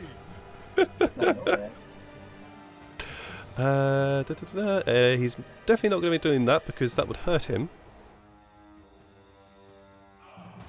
Or would it be? 5, 10, 15... Oh, it'd only be 2. No, he's not that. He's not that stupid. Or is he? No, he's not that stupid to do what I was thinking of. He is, however, annoyed at the poking that he just received from the guy behind him. So he's going to leave. He's going to leave your space, Derek, here, allowing you to do an opportunity attack if you wish. Question. Have I figured out that the damage that he spurts out is because people hit him? What's your intelligence? Low. The opportunity attack can't happen unless he has a second reaction. Yes, of course. Correct. Yes. That is also correct. So he is simply going to leave your space at least. Thank you for that reminder. 5, 10, 15. Crashing through this bush in front of you towards you, Kairos. He's going to swipe it. It's going to swipe at you 3 times. Oh shit! Yeah, he hits hard. Good stuff. Unfortunately, with an 11, he will miss. So he leans down to bite at your shoulder, but unfortunately, you move away quick enough for him. But 2 claws, and one comes swiping up, hitting you on the side, dealing 13 points of poison damage to you. Oh shit! Or rather, sorry, what was it? 10 points of slashing damage and 3 points of poison damage. Apologies. And he's going to slice at you again with his other hand. Crash into his 26. That definitely hits. Ooh. Yeah, this is going to hurt. For 15 points of damage. I will use this time my reaction for that uncanny dodge. Yep, no worries. So instead of 15 points, you'll take 7. Okay. Or you'll take you'll take 7 total. I'll just do it that way.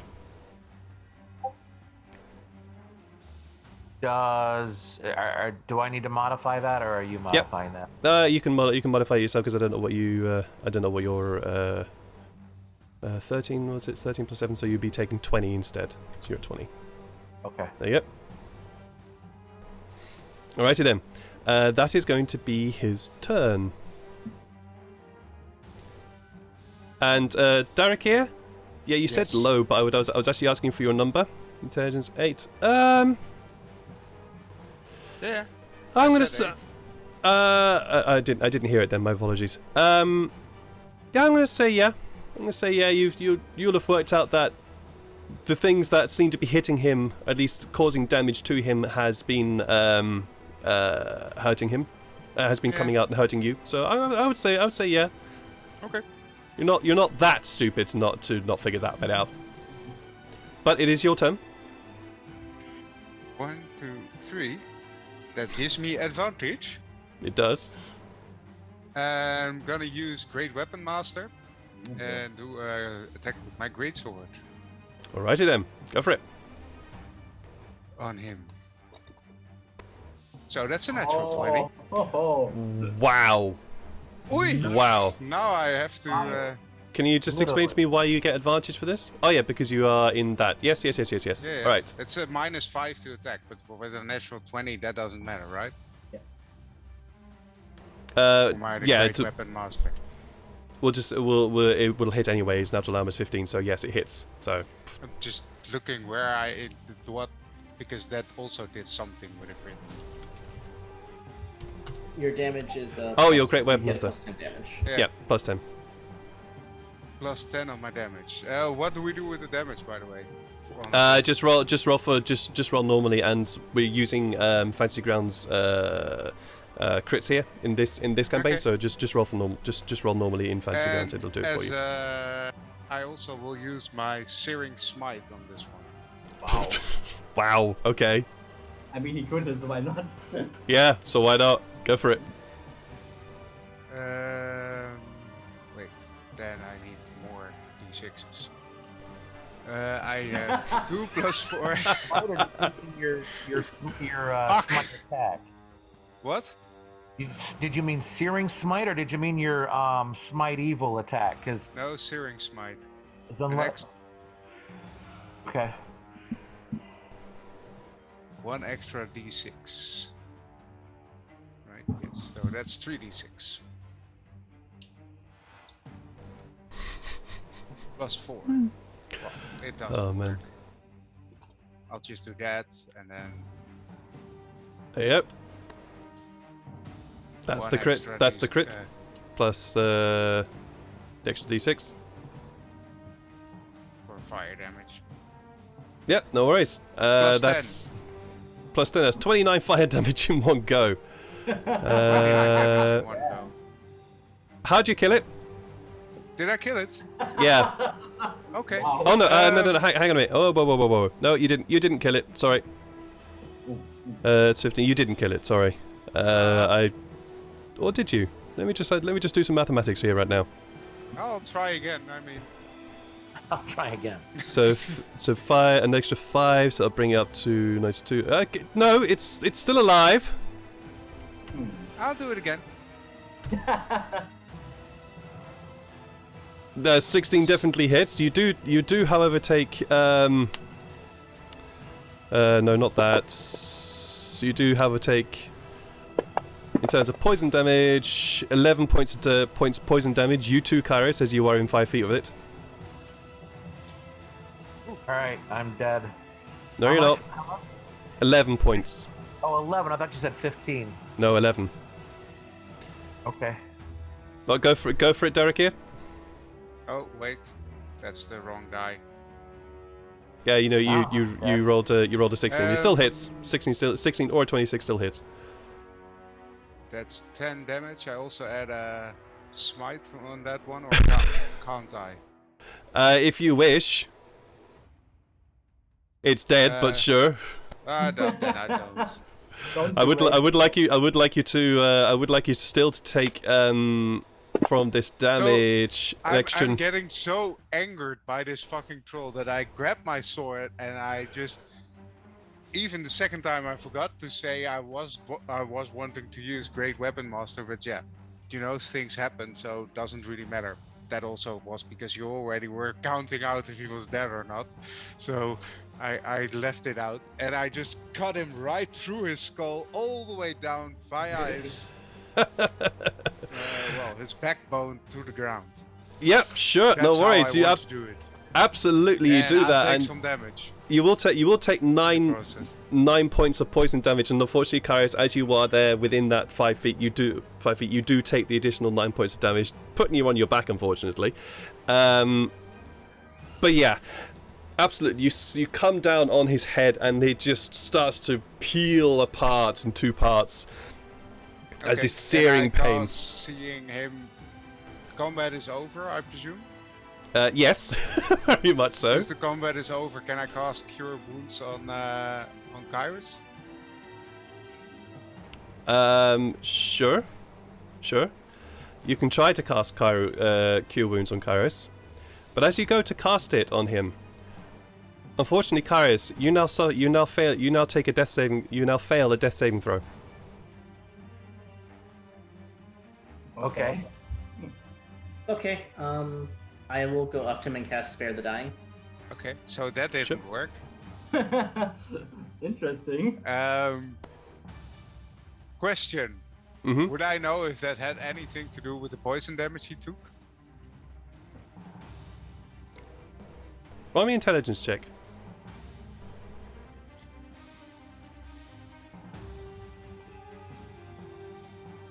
Whew. Yeah, that didn't have anything to do with the poison. Okay.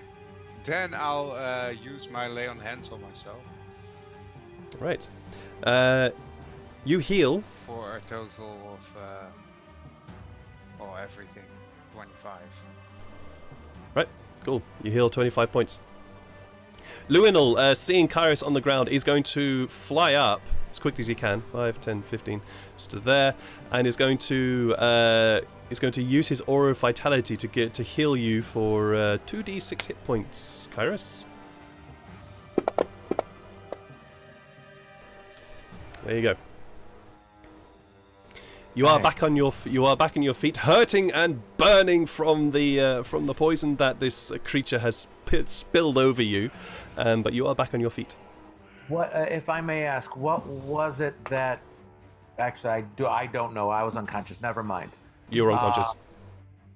My eyes pop open wide, and they are like a bright red as my fangs are protruding, and I'm like snarling, and I almost jump up and grab at, who was it that brought me up? Luanil?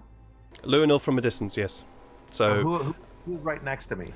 at this present moment, it's Braun, and I believe Sam, you also wandered up there too? So yeah, Braun and Sam are around you right now. He grabs at Braun and goes in to to bite on him right at his neck, and he stops himself, throws Braun backwards, and then runs off into the woods. Actually, he runs up the tree and climbs all the way up the tree as he's trying to take deep breaths. Okay. No worries. Matchup happened. Was this the first time that I encountered this? What happened with the healing?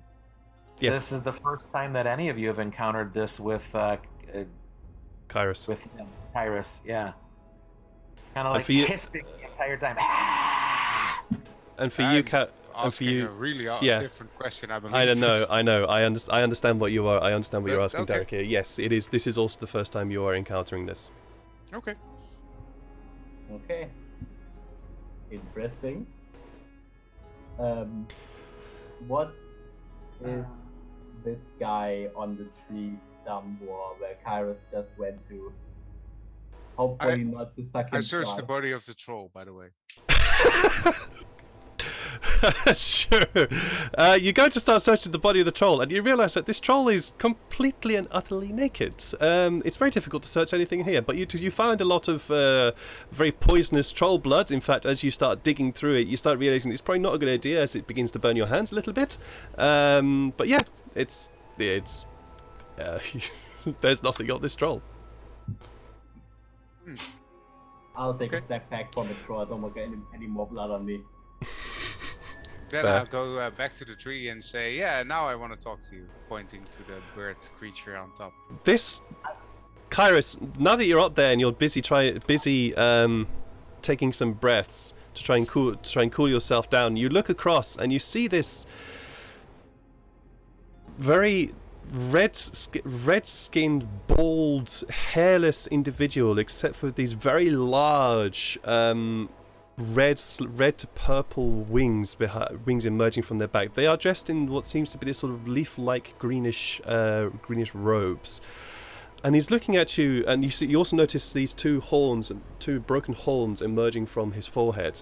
And he's looking across at you with a slightly cocked expression. How are you? Oh, Kay? You are potentially a volunteer to help make me better if you do not explain yourself now. I was part of Druid Circle. I ran to hide because I was being chased. You helped me here. And I will just let everybody at home know what they are looking at. Were you the one that defiled the clearing? No, I was not. That was the thing that chased me. Not that creature over there. And he points across to the now dismembered corpse of the troll that Derek here currently has his hands embedded in. No, I walked back to the tree. Oh, you walked back, sorry. So where's the tiny creature that was with you? They.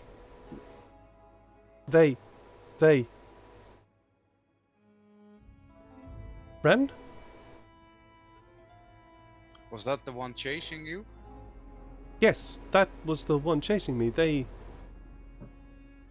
ran? He seems to be confused as to... What are you? I am a Forseek. And are you part of a druid circle or? I something? was part of this circle. We are people not from here. You notice how much of a bird-like movement he has, as you are listening to him talk. And Kairos, Kairos and Derek here, because of your position, you notice that his feet are these claw-like feet, very similar to a crow's.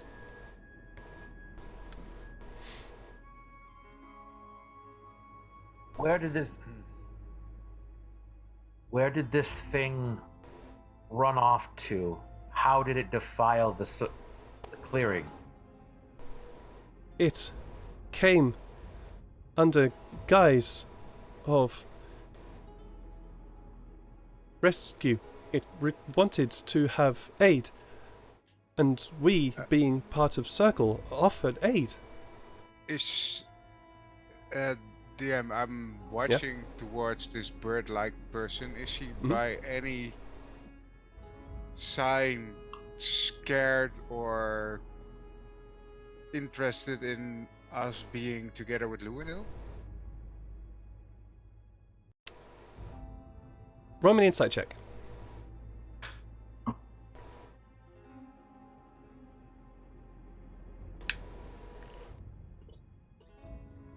Ooh. Wow. Very nice. At this present moment, he doesn't seem to have noticed Luinil yet. He seems he seems to be a little bit distracted. Luinil, this is one of your kind. Go talk to her. And I watch. What? Oh, hi. Luinil just grabs her attention and goes, "You look like thing. What?" And he's trying to start backing away and start going up to his tree. And Kairos, from your position, you notice the wings just suddenly flare out, and he starts to flap them and try to get himself up the tree and away. I try to reach out and grab him to restrain him from getting away. Roll a dexterity check, or roll me not a dexterity check. Roll me a acrobatics check. And he's going to gain a this. He's terrified. Oh, yeah. No, he's still very much distracted by the sight of Luinil, and you very quickly run over and just grab him to stop him from. Get off of me! Get off! Get off! Get off! And he starts to thrail and push you around off, trying to get rid of you. I half hate to do this, but I need to. I bite him. Oh God! Wow. Wow. Okay. Well, roll me attack, but you get advantage because you're grappling him right now. I'm seeing this, right? I mean, You're right underneath. You see this happen. All of you see this happen. Wow. All right. Why do you have disadvantage? I hit advantage. Let me do it again. the other one was an 11. So. Why? Okay, there's something weird's going on in the background here. It's not. Oh, okay. No. I know what's going on. For some reason, it marked you as prone. Oh, I know why it marked you as prone. It's because you went down. Oh. That's why. So just roll it again now with the advantage.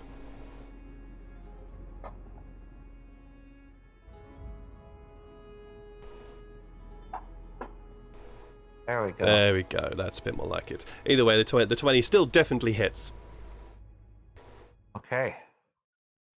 And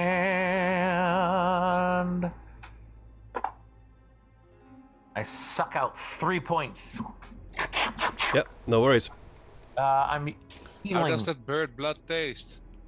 It is. Gonna be 3 points, so Sorry. I'm taking 3 points back in healing. Yep. No worries. But as you sink your fangs into his neck, there is a very acrid taste to the blood. It's almost as though you are tasting ash in your mouth. It's not the most pleasant of tastes, but you can't help but feel that exhilaration as you bite into this creature's neck and start drawing on their vital essence. All the rest of you see this happen, and you all notice this creature that Kairos has bitten into suddenly sort of tense up, and then go very very slack in Kairos' grip. Okay, tie her up and let's take her back to the tree. And let's talk about what the fuck, dude. I am going to okay. I'm going to drink more from her. Okay. But I'm going to stop him. I'm skilled at this because we're 35 feet up in the tree. I'm skilled Yeah. at this. How to stop I don't care. I'm going to stop her. from killing her. Okay, so Derek, how are you trying to stop Kairos from continuing to drink? I go up. Okay, just roll me an athletics check to climb up the tree. Fire! Oh, there it is. There's the payment. There's the payment for all those 20s. Yep. Yeah, I was going to say with a disadvantage because you're wearing heavy armor, but yeah, whatever, this'll do. You go to start climbing up the tree, and you've grabbed the first branch. Unfortunately, due to the weight of your armor, it just snaps, and you fall back down to the ground. Kairos, Yeah. if you continue drinking, you will heal in total 11 hit points. Okay. well, Is that I would that mean, kill her? That will not kill them, but it will put them into a state where they will be unable to talk. seeing that he's biting her again, I want to do something about it. So I grab my bow and I say, "Now stop, and bring her down, or I'll shoot you." Oh, no. In the middle of such, do I know? Is it either all or nothing? Oh, you can stop if you want. Okay. I mean, in regards to the point, you said if I could do up to 11, is it all or nothing? Could I take less than that? Sure, I'll allow you to take less. I'm just telling you that this, if you want to keep drinking and stop at the point that you will not kill them, that's how much you will heal, if you want to do that. Okay, so But as I said, the flip side is that you are then putting them into a state that they are not going to be responsive to anything. So if I continue to drink more, they're going to be unresponsive. But if I stop without drinking any more, they're fine. Yeah. Okay. They'll be a bit woozy, but that'll be about it. I will stop. Okay.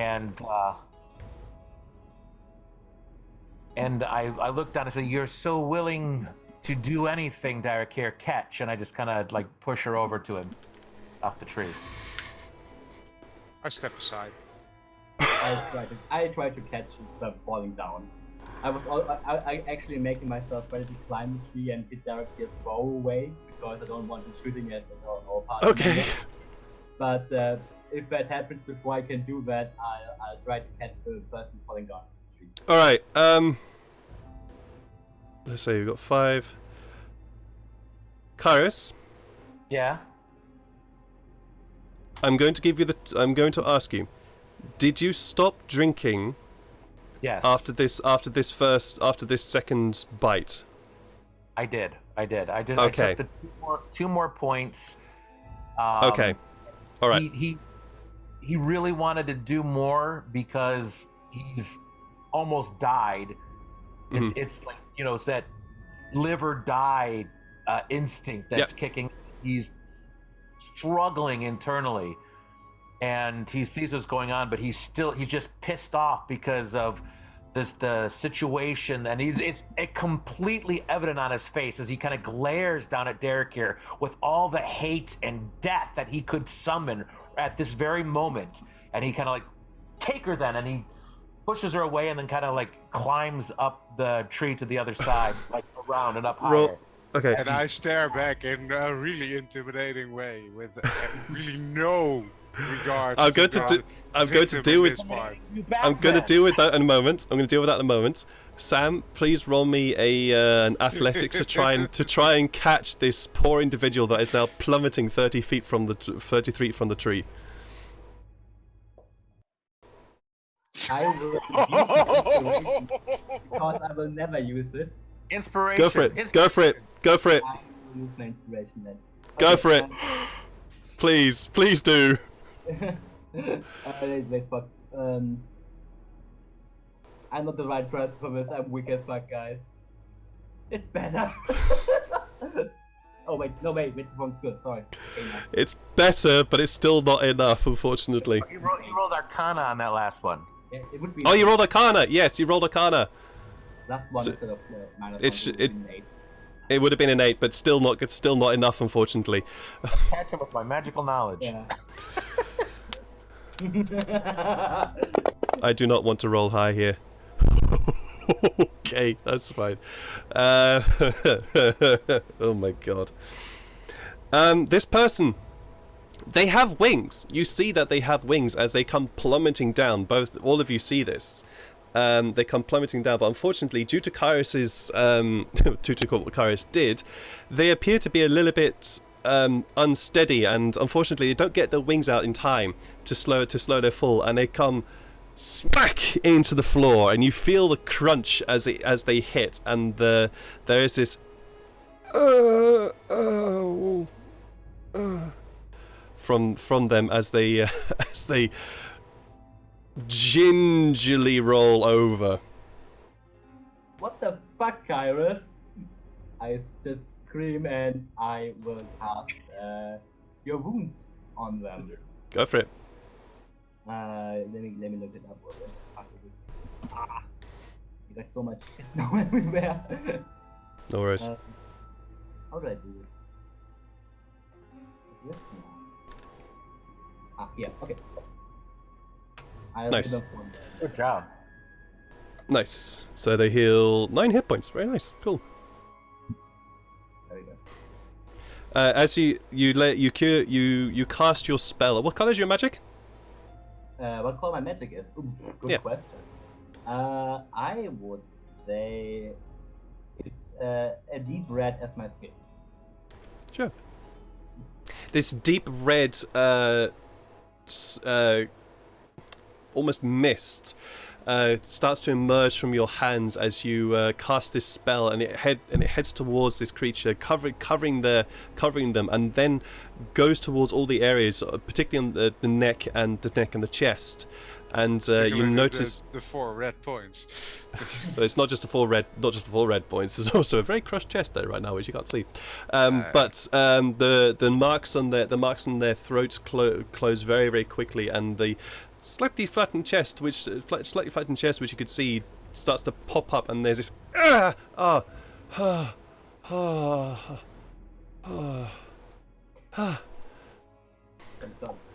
Don't worry, I won't let them hurt you anymore. Okay. And What? I stare angrily at Kyrus. I'm on the other side of the tree. Kyrus have you Yes. have you decided to go and hide yourself from everybody else? As in, are you avoiding line of sight from everyone right now? Yes. I mean, it's not like I'm trying to hide from them. It's just that I'm. It's a little bit of self-consciousness. He's trying to separate himself so that he can calm himself down and Gotcha. and what he needs to do. I saw Okay. which way he was going, right? So I moved back into line of sight with him and just stare at him. Because yeah. this is not normal. Yes. So Kyrus, unfortunately, you are And not me getting away from saying Darek that here. is that You're not the fuck getting is away your from problem? Darek. Okay. What'd you say, Derek? Here. What the fuck is your problem? What the fuck is your problem? You were about to kill me for attacking that thing, but yet you wouldn't catch it when it fell down the tree? It didn't fell, you threw it. I pushed it. Potatoes, potatoes. Self-preservation, friend. It's a strong instinct. You know this. I've seen you act selfishly in this manner yourself quite a few times. I know. But you took this deal, not me. I did So take why are you willing to give it all up? giving Because anything that was up. what We you were still doing. found the villain. Sorry, I didn't. I said I'm not giving anything up. We have not found the villain. This being is one of the Druid's circle. My deal was to go and get the villain that caused the damage to the clearing. And this is our only way towards it. Yes, it is. So therefore, you were willing to give it all up. Is he still alive? Not by your doing.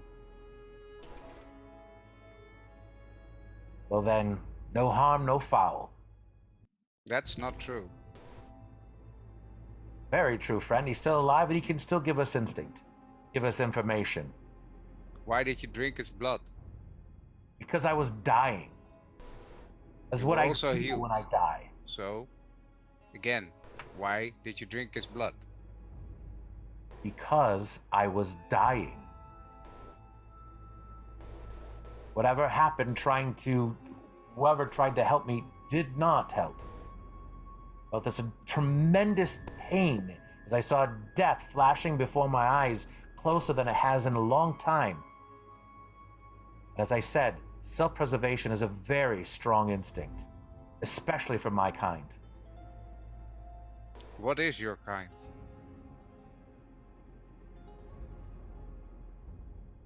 The conversation for a different time when heads are cooler. I prefer to talk in this kind of situation, so I ask again, what is your kind? Talk to your Also, see it as a sort of self-preservation. Then talk to yourself for the time being, because I am not going to answer as I climb around.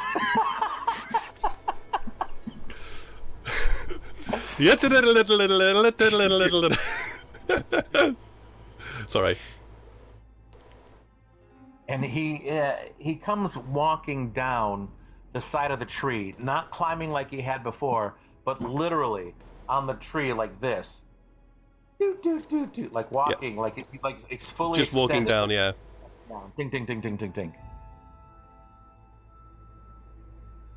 Alrighty. Are you coming down on the side of Derek here, or did you go around the tree? He kind of goes around the tree and comes down over here.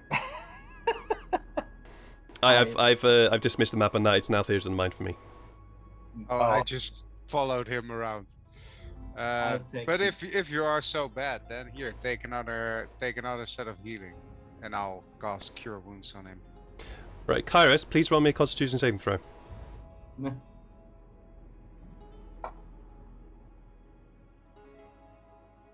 You take 8 points of healing. Ooh. Okay. See, it's that easy. This is. Do I? My magic is purplish black, by the way. While that happens, I'll help up the bird person and put him, help him move away from Kairos. I think he would want that. Like I give him an unarmed Leonon. Yeah, So- no worries. You help him up, and he's now able to look around, and he spots Luinol and immediately starts backing away from him. Don't worry. Be happy. Question really quick, DM. Yeah. Did I notice anything that would when I had to make that Constitution save? Was there anything that I noticed from the healing that had occurred that would make me wonder what was going on or know what's going on? If not, that's cool. I'm just curious. Roll me an Arcana check. No, no. I'll let you choose. The response, Oh. I'll let you choose. You do need to choose here because the description will be different. I'll let you choose either Arcana or Religion. They're both the same, so I think I will go with let's go religion.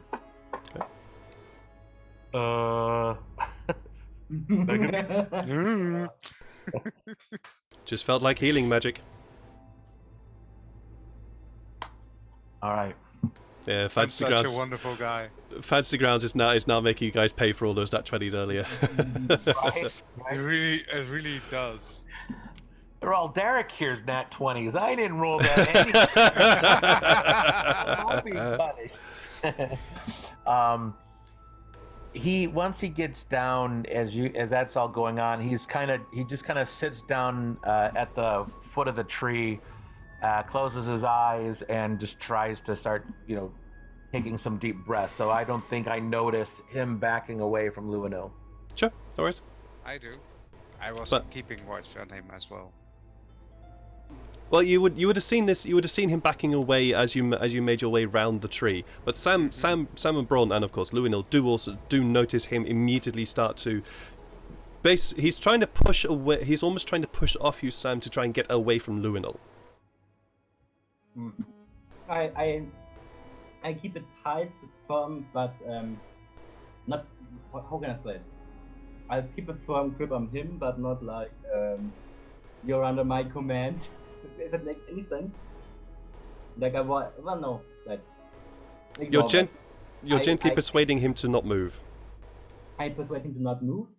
If not by my words, then I will put a tight grip around his arm and keep him Alright. from moving. Just roll me a persuasion check, please. Don't. He's a good one. Don't worry. He won't do anything. He's a good one. Plus 10? Wow. Yeah. Yeah, expertise there, mate. Expertise. Expertise. He looks similar to the one who required help. Required help? What do you mean? Yes, the one who attacked us was similar. They were the same size. He couldn't be it. I was with him for the last few days. He wasn't. But that's interesting, Luino. Is that?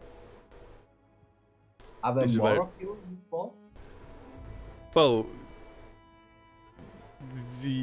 yeah, there are more of us. Yeah, of course there are. Of course there are more of us. Of course there are more of us. Okay. We will bring you back. I look at the broad person again. But what is your name, by the way? I don't want to call you broad person. My name is Kakkri. Exactly. Kakkri. Yes, my name is Kakkri. I'll call you broad person. That's easier to say. I keep on calling you broad person. You can also call me Ri. Re? Oh, that's better. That's better. Re then. We found the tree and the burnt clearing, and we bring you to him, and you will talk to the tree. Tree?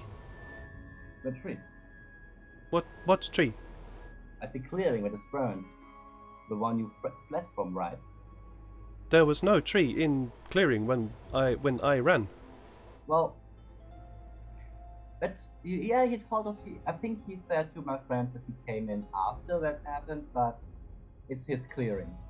Ah, So we go, Spirit of Forest tree. yeah, I think so. Talking big fuck of tree. I don't know what the fuck it can be after when the spirit of the forest. Ah, yes. One of Spirit of Forest trees. Ah, must have heard our cries. Yes, okay. I will talk to this tree. Okay. And he looks, Then but you he can tell him and us what happened, who did the burning of the clearing, and where they went. I will help as much as I can. Yes. Good. And you lead him back towards the clearing of Old Beam. All while he is constantly looking back at Luinol over his shoulder in a very sort of scared and worried expression. But he doesn't run off. He is very gently persuaded towards the clearing, and not before long you find yourselves in the extent of the clearing. Malin seems to have has fallen asleep, and there is almost this very small cradle in the roots towards the roots of the tree, where Old Beam seems to have made a small spot for her to sleep. Aww. That's cute. Nice, scary tree thing. Spirit of Forest! Thank you for coming to aid. Do not worry. Call me Old Beam. Did you find the thing that caused this damage? Not yet. We only find him and a toxic troll. We killed the troll to save him, but let's ask our friend here to explain us what happened. To interject there, didn't we make the deal to find the one that walked away? That was this one, and bring it back. Indeed. Yeah, but you can't leave the job half done. What are you for, Paladin? No. That was the deal. It wasn't.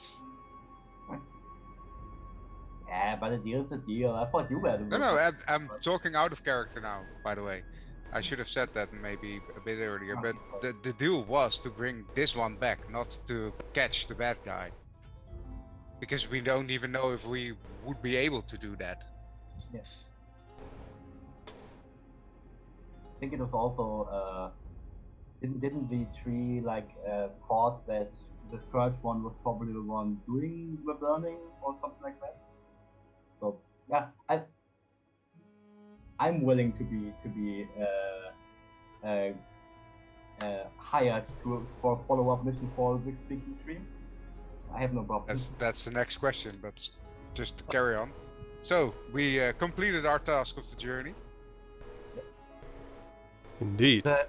I thought the deal that we made was to find out who was the one that had caused the defilement of the.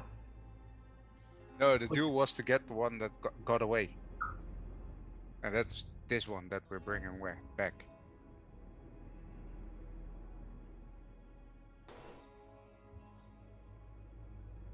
All right.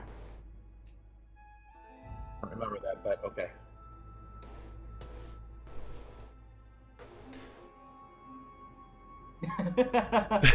Nobody's talking. Everyone's so going back to the tree. The Kakri, or Ri as he has called himself for short, begins to relay everything that he experienced, and it's in this very sort of broken common, as it were. You get the feeling that either common is not his first language, or he's still learning it, but he starts describing a figure who seems to be very similar to Luinol in both stature and almost looks, except this one has black hair and their wings are not this lovely vibrant purple, but are a dark deep shade of red. And he describes a situation where this creature turned up, saying that they required some assistance or at least help with regards to this forest, and after doing so, they started to something happened, and then suddenly everything was on fire. And it wasn't a nice gentle burning fire that you get from either a forest fire, which sometimes woods do what you need. It wasn't that sort of gentle burning from that, or that sort of very bright orange fire. This fire was a deep dark red, very dark red, and burnt extremely hot and extremely viciously, to the point that whatever was caught in it just combusted almost immediately. Hence the reason why you only found smouldering corpses, which for some reason still seem to be burning. And he describes that this event only took place only a few days ago, and he's been stuck up that tree because where he happened to stumble upon this troll. And the troll chased him up the tree, and he's been stuck up that tree for a while. But ever since he found the troll, there was anything of this creature that chased him out of the clearing just seems to have disappeared completely.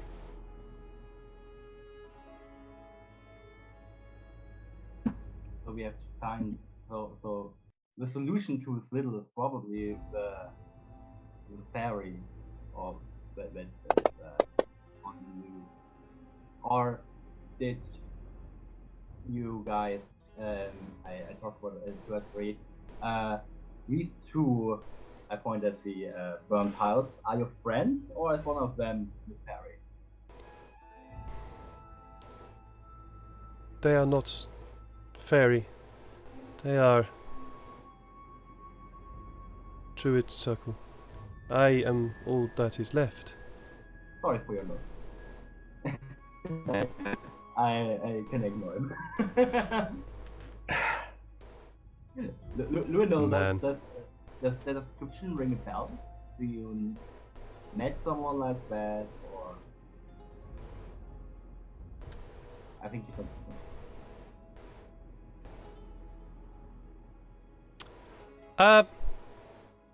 No, I haven't. No. So. You're the only one left from this druid circle? Now? I heard you correctly? Yes, this is unfortunate. I do not quite know how to get in touch with the other druids. You'll find new friends and they can make your own druid circle. You know what happened to that gem? I point to the emerald. And he starts, there is this great intake of breath from him, and he starts to almost tear up. He starts to gently start crying as he looks at the gem, and says, "Gem is unhealthy. I cannot heal this thing. I need to get in contact with..." And he starts to flail about. He starts to flail about the clearing, seemingly looking for something, and starts to throw leaves and burnt leaves and pieces of bone that have been burnt up, but just scattering around as he starts to search around for something. What are you looking for? What is this gem? Druid gem. And he yells something along the lines of speaking stone. Speaking stone? Sorry, what? Speaking stone. Speaking stone. Okay. I'm kind of glance at Luinil to see if he has any understanding of what this guy's talking about. And then after that, anybody else, because I'm like, I don't know what's going on. Yeah. Do I know anything? Ever heard of something like a speaking stone? You can roll me. My whisper. I did receive your whisper, Derek here. You can roll me a history check. The DC is going to be very high. I try. I'm bad at history. No, this just Derek here. Ah, sorry.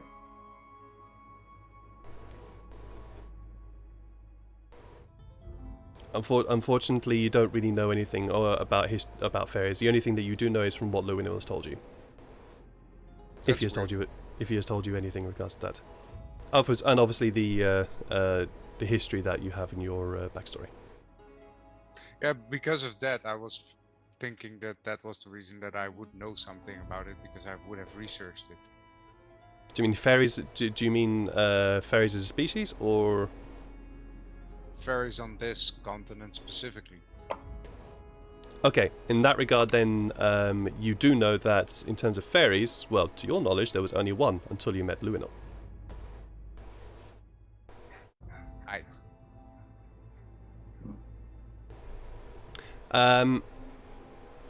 Going back to you, Sam. Yeah, sure. Roll me a history check to see if you know what he's talking about in terms of Speaking Stone. Looking at Kairos, when you look at Luinol, you see he's deep in thought. And then as you ask, oh yes, Speaking Stone is you would then also know this as well, Sam. Speaking Stone is it's an item that we Druids have to communicate with Mother Grove. It's usually beside the emerald. Yeah, and he flies over slightly distractedly towards the emerald, and gently pushes it aside, and eventually pulls out what looks to be a beautifully coloured blue stone, naturally coloured. Sees Luinol to have it in his hand and just immediately grabs it from him. Not for you. What? Sorry, I kind of blanked out for a second. So Luinol was taking a rock out of his pocket, and no. He found it underneath the pile that was supporting the emerald. Then I won't do anything, man. Good. Yeah, no worries. The blue stone he found from under a pile of the green up, right? He found it underneath the green emerald. Yes. Okay. Yes. Not for you. I don't remember the spell. And Luinol stands back. I do remember the spell.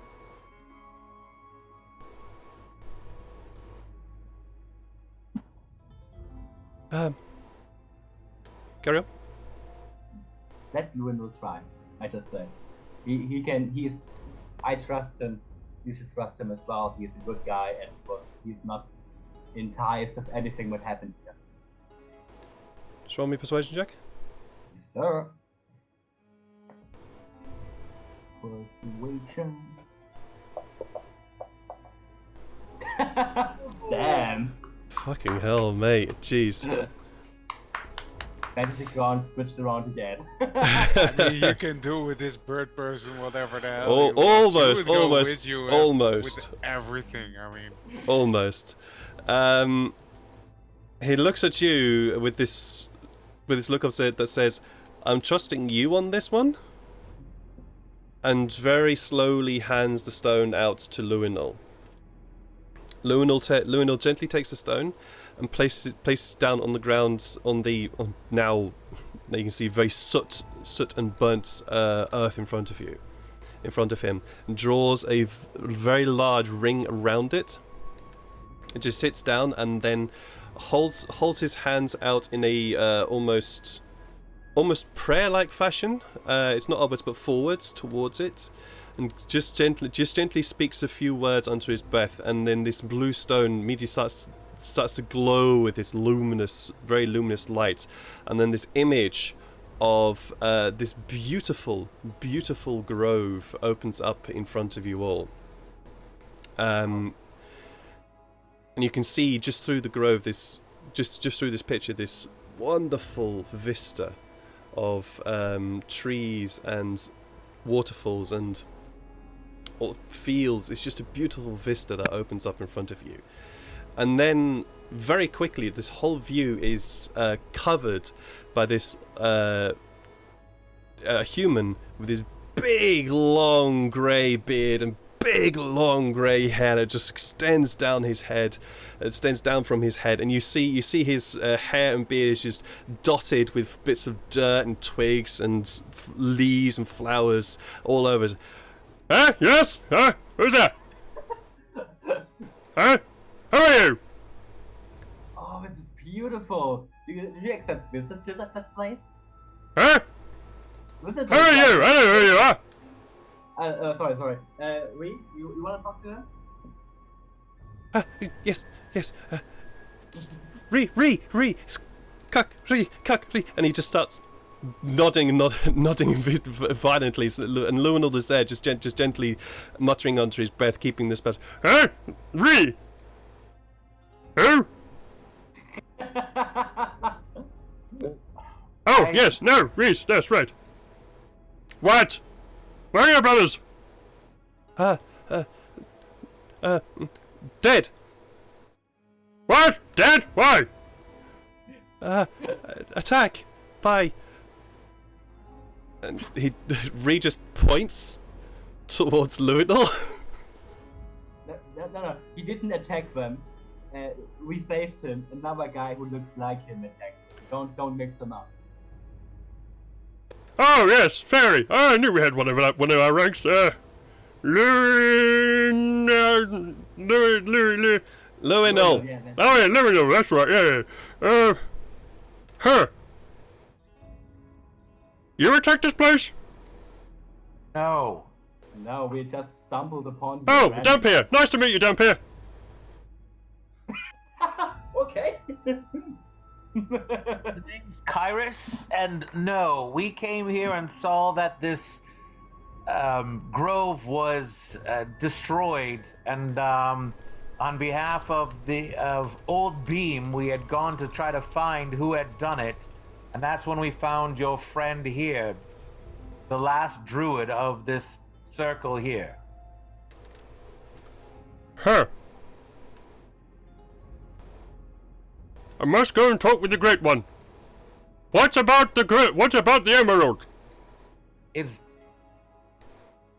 hurt. It's Hurt. injured. I don't know. Can I reach down and is it coming out of the blue gem or out of the green gem? The image. Yeah. The image is coming out of the blue gem. I'll reach down and grab the green gem and hold it up and say, "See, there's something wrong with your gem here, your emerald." You hold up the green gem, and immediately Kakri goes to grab it from your hand. And I'm like, "Okay, No, take it." fair enough. He grabs it from your hand and says, "Not for you to touch. Not for you to touch. Not druid. Not druid." Enough, Kakri. He can touch our gem. It's fine. Either way, it's dying or broken. Hold it up. Hold it up. Kakri holds up the gem. No, that's not dying. It's just unhealthy. Need to get it here. Okay. Hmm. Bit difficult. Can it just read it through? Bit difficult. Can't really get it here. Nowhere. Kakri, you need to set up a new druid circle there. We'll send some people to help you. We'll send a new green gem with you as well to help with that. I don't really know how you can get that here first. So one of you are a druid over there. Must be. That would be Luinil. Yeah, this but other fairy. we can't stay here. We have to go to the other places. We have places to be and what to do. Right. Well. But he is a druid. Hold on. Hold on. And he just disappears from the view for the moment. What the hell? These druids are a weird lot, Sam. What's a dampier? A what? He called you a dampier, didn't he? I thought he was trying to call me a damn pirate. I don't know. Why did you know he was a pirate? Well, Look how I dress. Don't I look like a pirate? that's good, yeah, but assuming you are a pirate from the way you dress, kinda, I know. yeah. Horrible. But it's right, well, you're a damn pirate. After a little while, the very long beard and haired individual appears in front of the image. Yes, how do the Great Old One? What? Let me know. What? Can you Don't worry. swallow before you speak? That's better. Thank you. Very good advice. Very, very good advice. Right, I've had a word with the old one, the great one, and we've decided, Luino, you need to bring it here and help us heal the emerald. Without, we'll have to send somebody else to go and pick it up. Don't really want to do that. Wait, what? You need Luinil to do what?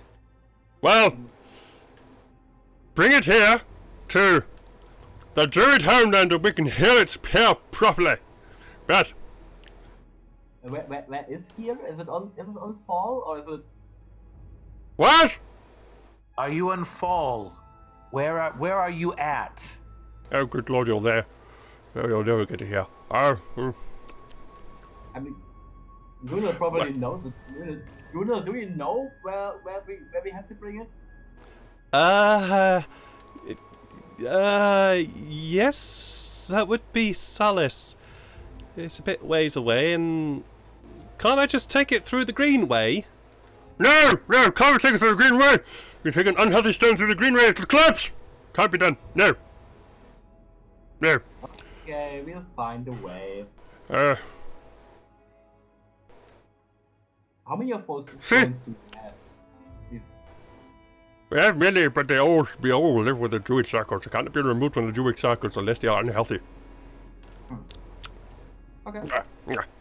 Swallowing is a good idea. Swallowing is a very good idea. Yeah, it's very, very good thought. Very good idea. Where is Silas at? Salis. Salis. Where is Salis at? Is that a different continent? Kairos, you would know Salis is indeed is a completely different continent. It is situated within, is practically situated within the center of Malentar, and it was often. I would now like you to roll me a history check. Okay. Okay. It had stories. You know of it from the stories more than its actual location. And the stories were usually involved one or other pirate vessel attempting to find this place and then just disappearing. But it was often rumored to be the home of the druids, and for whatever reason, it never seemed to be reachable. At least according to the stories that you always heard. All right. Being all druids, there was never anything there, or hearing that it was all druids, there's really nothing there for us that would interest us, because it wouldn't have been, I would assume it wouldn't scream out gems and gold and, you know. Yeah, the stories were always about trying to find the lost island of the druids, and it was always sort of that, it always inspired talk from the people who wanted a bit more adventure in their lives than just pillaging and looting, and often those ships went missing. Finding the unfindable. What a nice little side. You can do that between breakfast and dinner. Sam, well, it depends. Does Kairos share this information with you guys? Not yet. Right, Sam, so you don't know any of that. I'm not Yeah, I just want to know because anything. he's not thinking about that right now, because, you know, immediately it's just like, oh, okay, everybody should know this kind of thing, or has probably heard about this stuff. Fair enough. Oh. You'll need to find a worldly man. You'll need to find one of our order. Bruno, see if we can find that fool. He calls himself the Father of Fall. Nonsense, really. See if you can find the Father of Fall. Is the Father of Fall gonna get like the ship to sail there? No. Father of Fall is one of our order who's higher up in the echelons of our order. Is it the Father of Fall like the season or Fall like the continent? I don't know, that's what he calls himself. Part of the continent. Probably. Okay. All right. Yes. Well, I wish you luck. he's a bit of a bastard, but he's a great druid. Maybe he can help you heal it. Do you know where we can find this Father of Fall? Oh, I don't know. Last I heard, he was doing something in some green sea, I think he called it. Green sea, I think he called it. It was doing something there. There was a druid circle there. Something. No idea. Didn't really pay much attention. Not my favorite run. We'll find it. Yes. As he takes another swallow, this little head suddenly pokes out from the beard. You see this tiny little brown mouse has just poked its head out from the beard, and scurries up to his chin, and seems to sit there for a moment. I've just been told to stop swallowing. Okay. Right. We'll send some people to help with the druid circle. Ree! Yes. Here. Stay there! Right. How do you turn this off? How does this... And the whole thing suddenly collapses. My head hurts.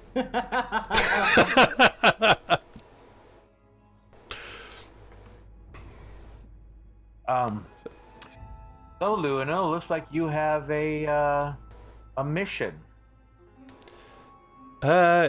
Yes. It does. Do you want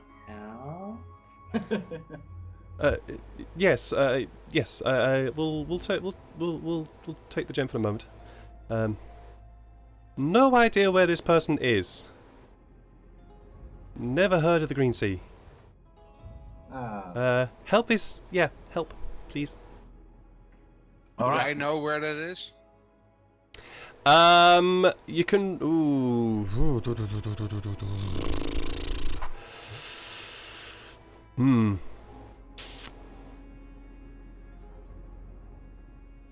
This would be hard.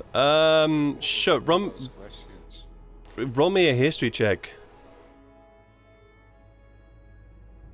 I wish there was a linguistics check in this game, but there isn't. Nope. Unfortunately, no. The Green Sea doesn't mean anything to you.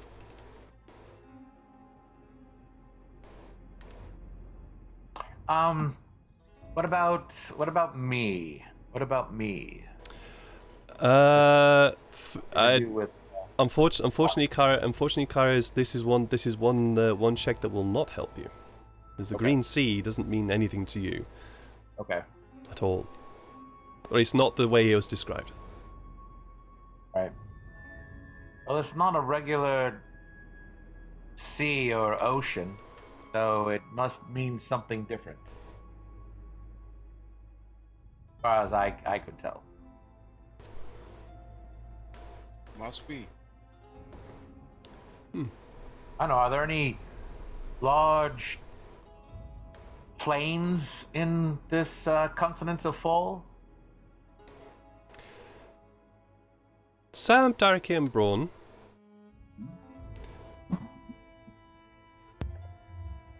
With that question, please can you all roll me a nature check?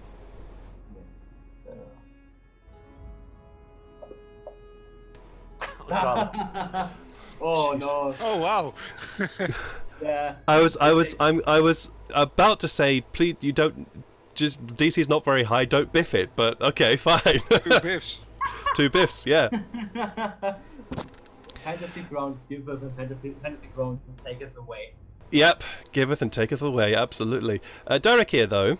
The question of are there any large plains? Somehow Derek here knows this. Any question of any large plains? Well, there is the steppes of Lucian. Well, specifically the steps of Lucian come to mind. Where are they at? Are they on the map? They are. They are, well, on the map that you guys have. Yeah.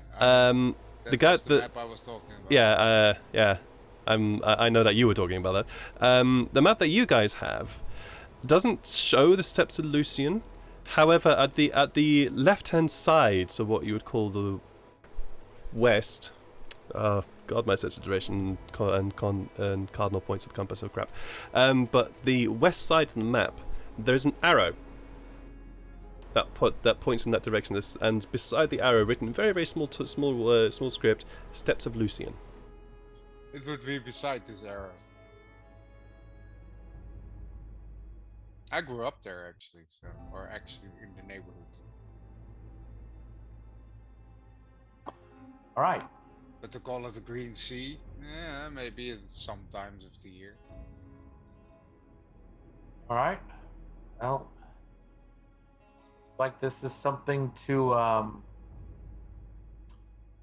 put on the top shelf for now. We have other things we need to attend to right now. As you were talking, the old beam says, "Oh, it feels so good," and suddenly this great green space opens up where his mouth was, and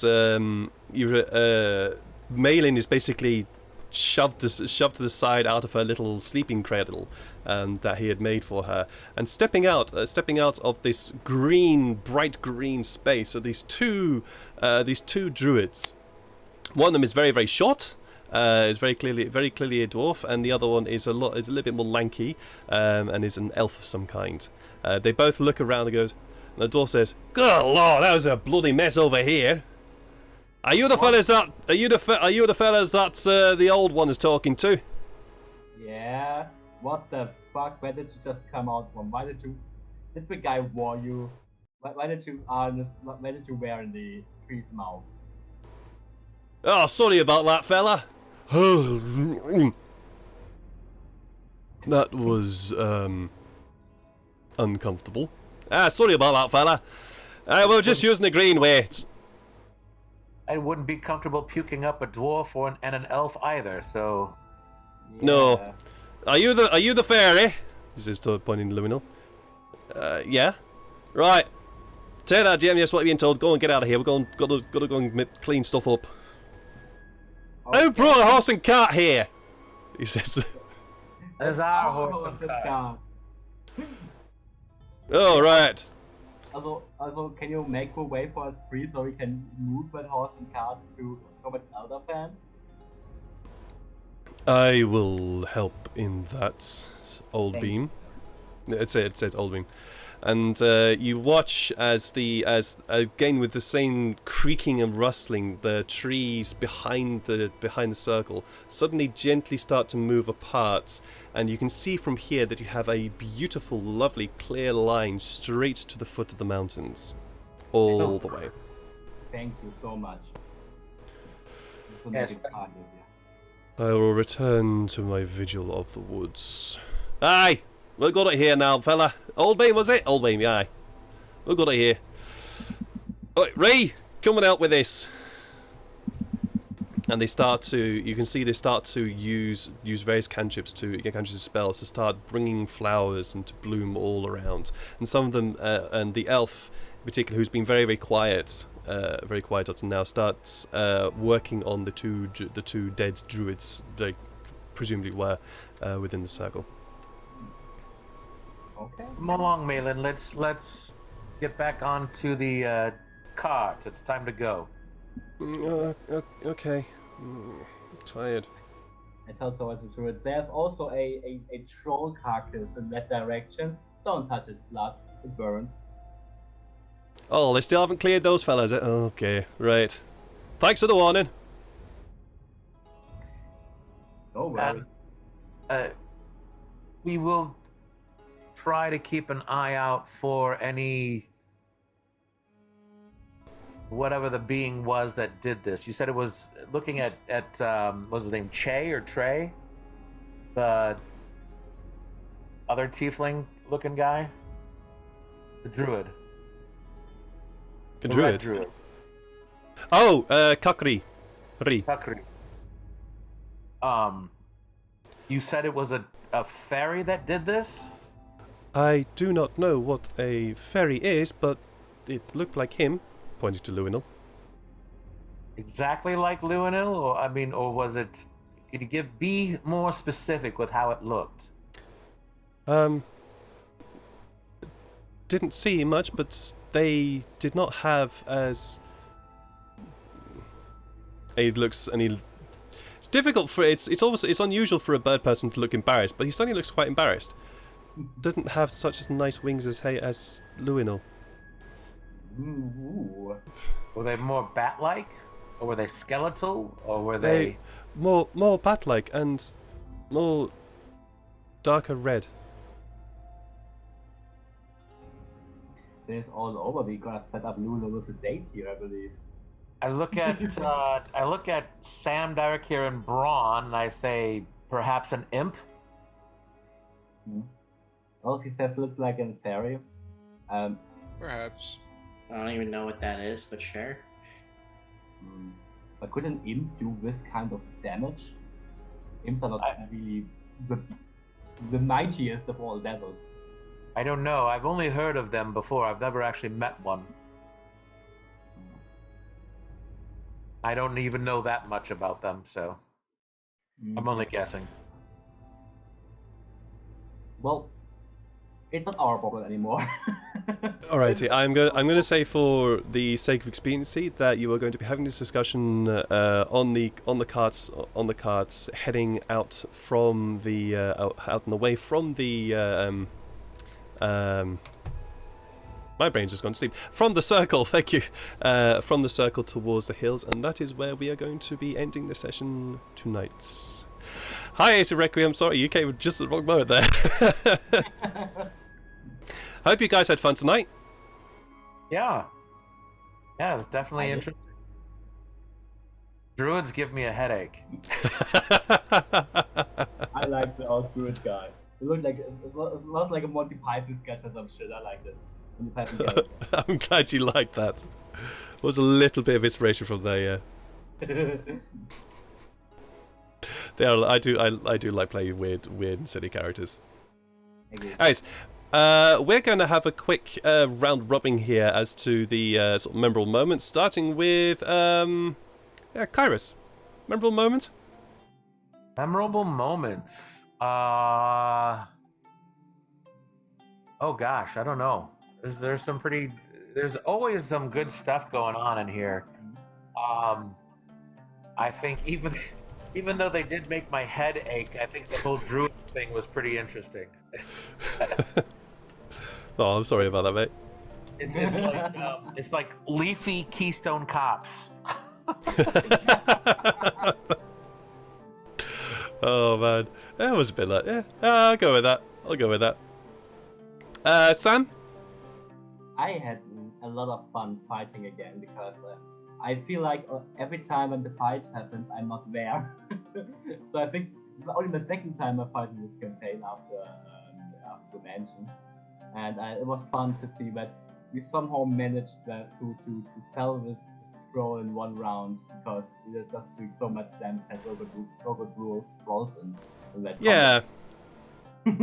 Yeah. Sort of a short comment, but it was fun. Yeah, apologies about that. Nah. You cannot do something against RNGs. No, this is also true. Yeah, was kind of like, I want to do more, but oh well. Oh well, something happens. Danik here, memorable moment? Oof, yes. I really like the fact that we are getting deeper into the characters in the background. And I also really like the role playing on that part between this particular moment, especially from Kairos. Yeah, that was a lot of fun. I very much enjoyed that too. That was interesting. Very interesting. Yeah, you're I miss Braun. He was there, but he wasn't. Yeah, and what happened? yeah, and to Braun, my apologies to Braun because we didn't have a lot of you today, I'm afraid. Apologies about that. It's okay. You were here and we love you. It's always fun with you. Quick, Oh. get something so he can make another breakfast concoction for us. That could be on the way up the mountains, shall we say? But did you have a memorable moment today, Braum? I think I approve heavily of the druid NPC that we have met. They are. Which one? There were two. Oh no, the one that just really, the older one, I'm assuming, based on how he was talking. You all get it. Thank you. I'm glad you approve of him. It was fun. I also really loved the tree. The tree took care of. I always forgot her name. The girl. Malin. Malin. Yeah, Malin. I like that tree. Thank you. Yeah, Did you have a memorable moment? I have lots of memorable moments. I have loads of memorable moments. Jeez, there's so many. The big one for me is Kyrus and how he reacted to being healed back up, and also Derek here. That combination, that back and forth roleplay was definitely entertaining to watch. Very entertaining to watch, and also the healing. It's the healing from Derek here. Yeah. See where that goes. It's interesting. That was very fun. That was very interesting. Yeah. Hi, Mutt Bluff. It's good to see you again too. Thanks for lurking, Mutt Bluff. It was lovely to. I hope you enjoyed it. But we're gonna go and raid. Play Node Allies. So we're gonna go raid them, spread some love, spread some funness, all that kind of stuff. And yes, I will be back next week with some more streaming. Thursday and Sunday will be D&D, and Friday 9th of September, will be a 12-hour stream from me to celebrate the fact I have been a full year affiliate on Twitch. Somehow I have managed to remain an affiliate on Twitch. Don't know how, but we're going to be celebrating that. There is going to be a one-shot D&D campaign on there. Game, not campaign, game. A one-shot game. It's been highly requested that I do something along the lines of vampires and something along the lines of that. So there's going to be a one-shot there involving vampires and something else, and possibly Sicilianus, as well as lots of other games. So I plan to also play Dune, as well as Golf with Friends and other bits and pieces there as well. So please feel free to join in there. I'll be playing from 12 o'clock until 12 midnight. So, all funs and games. Take care of yourselves, everyone. Love yourselves. Love each other. And we'll see you again soon. Bye. Bye.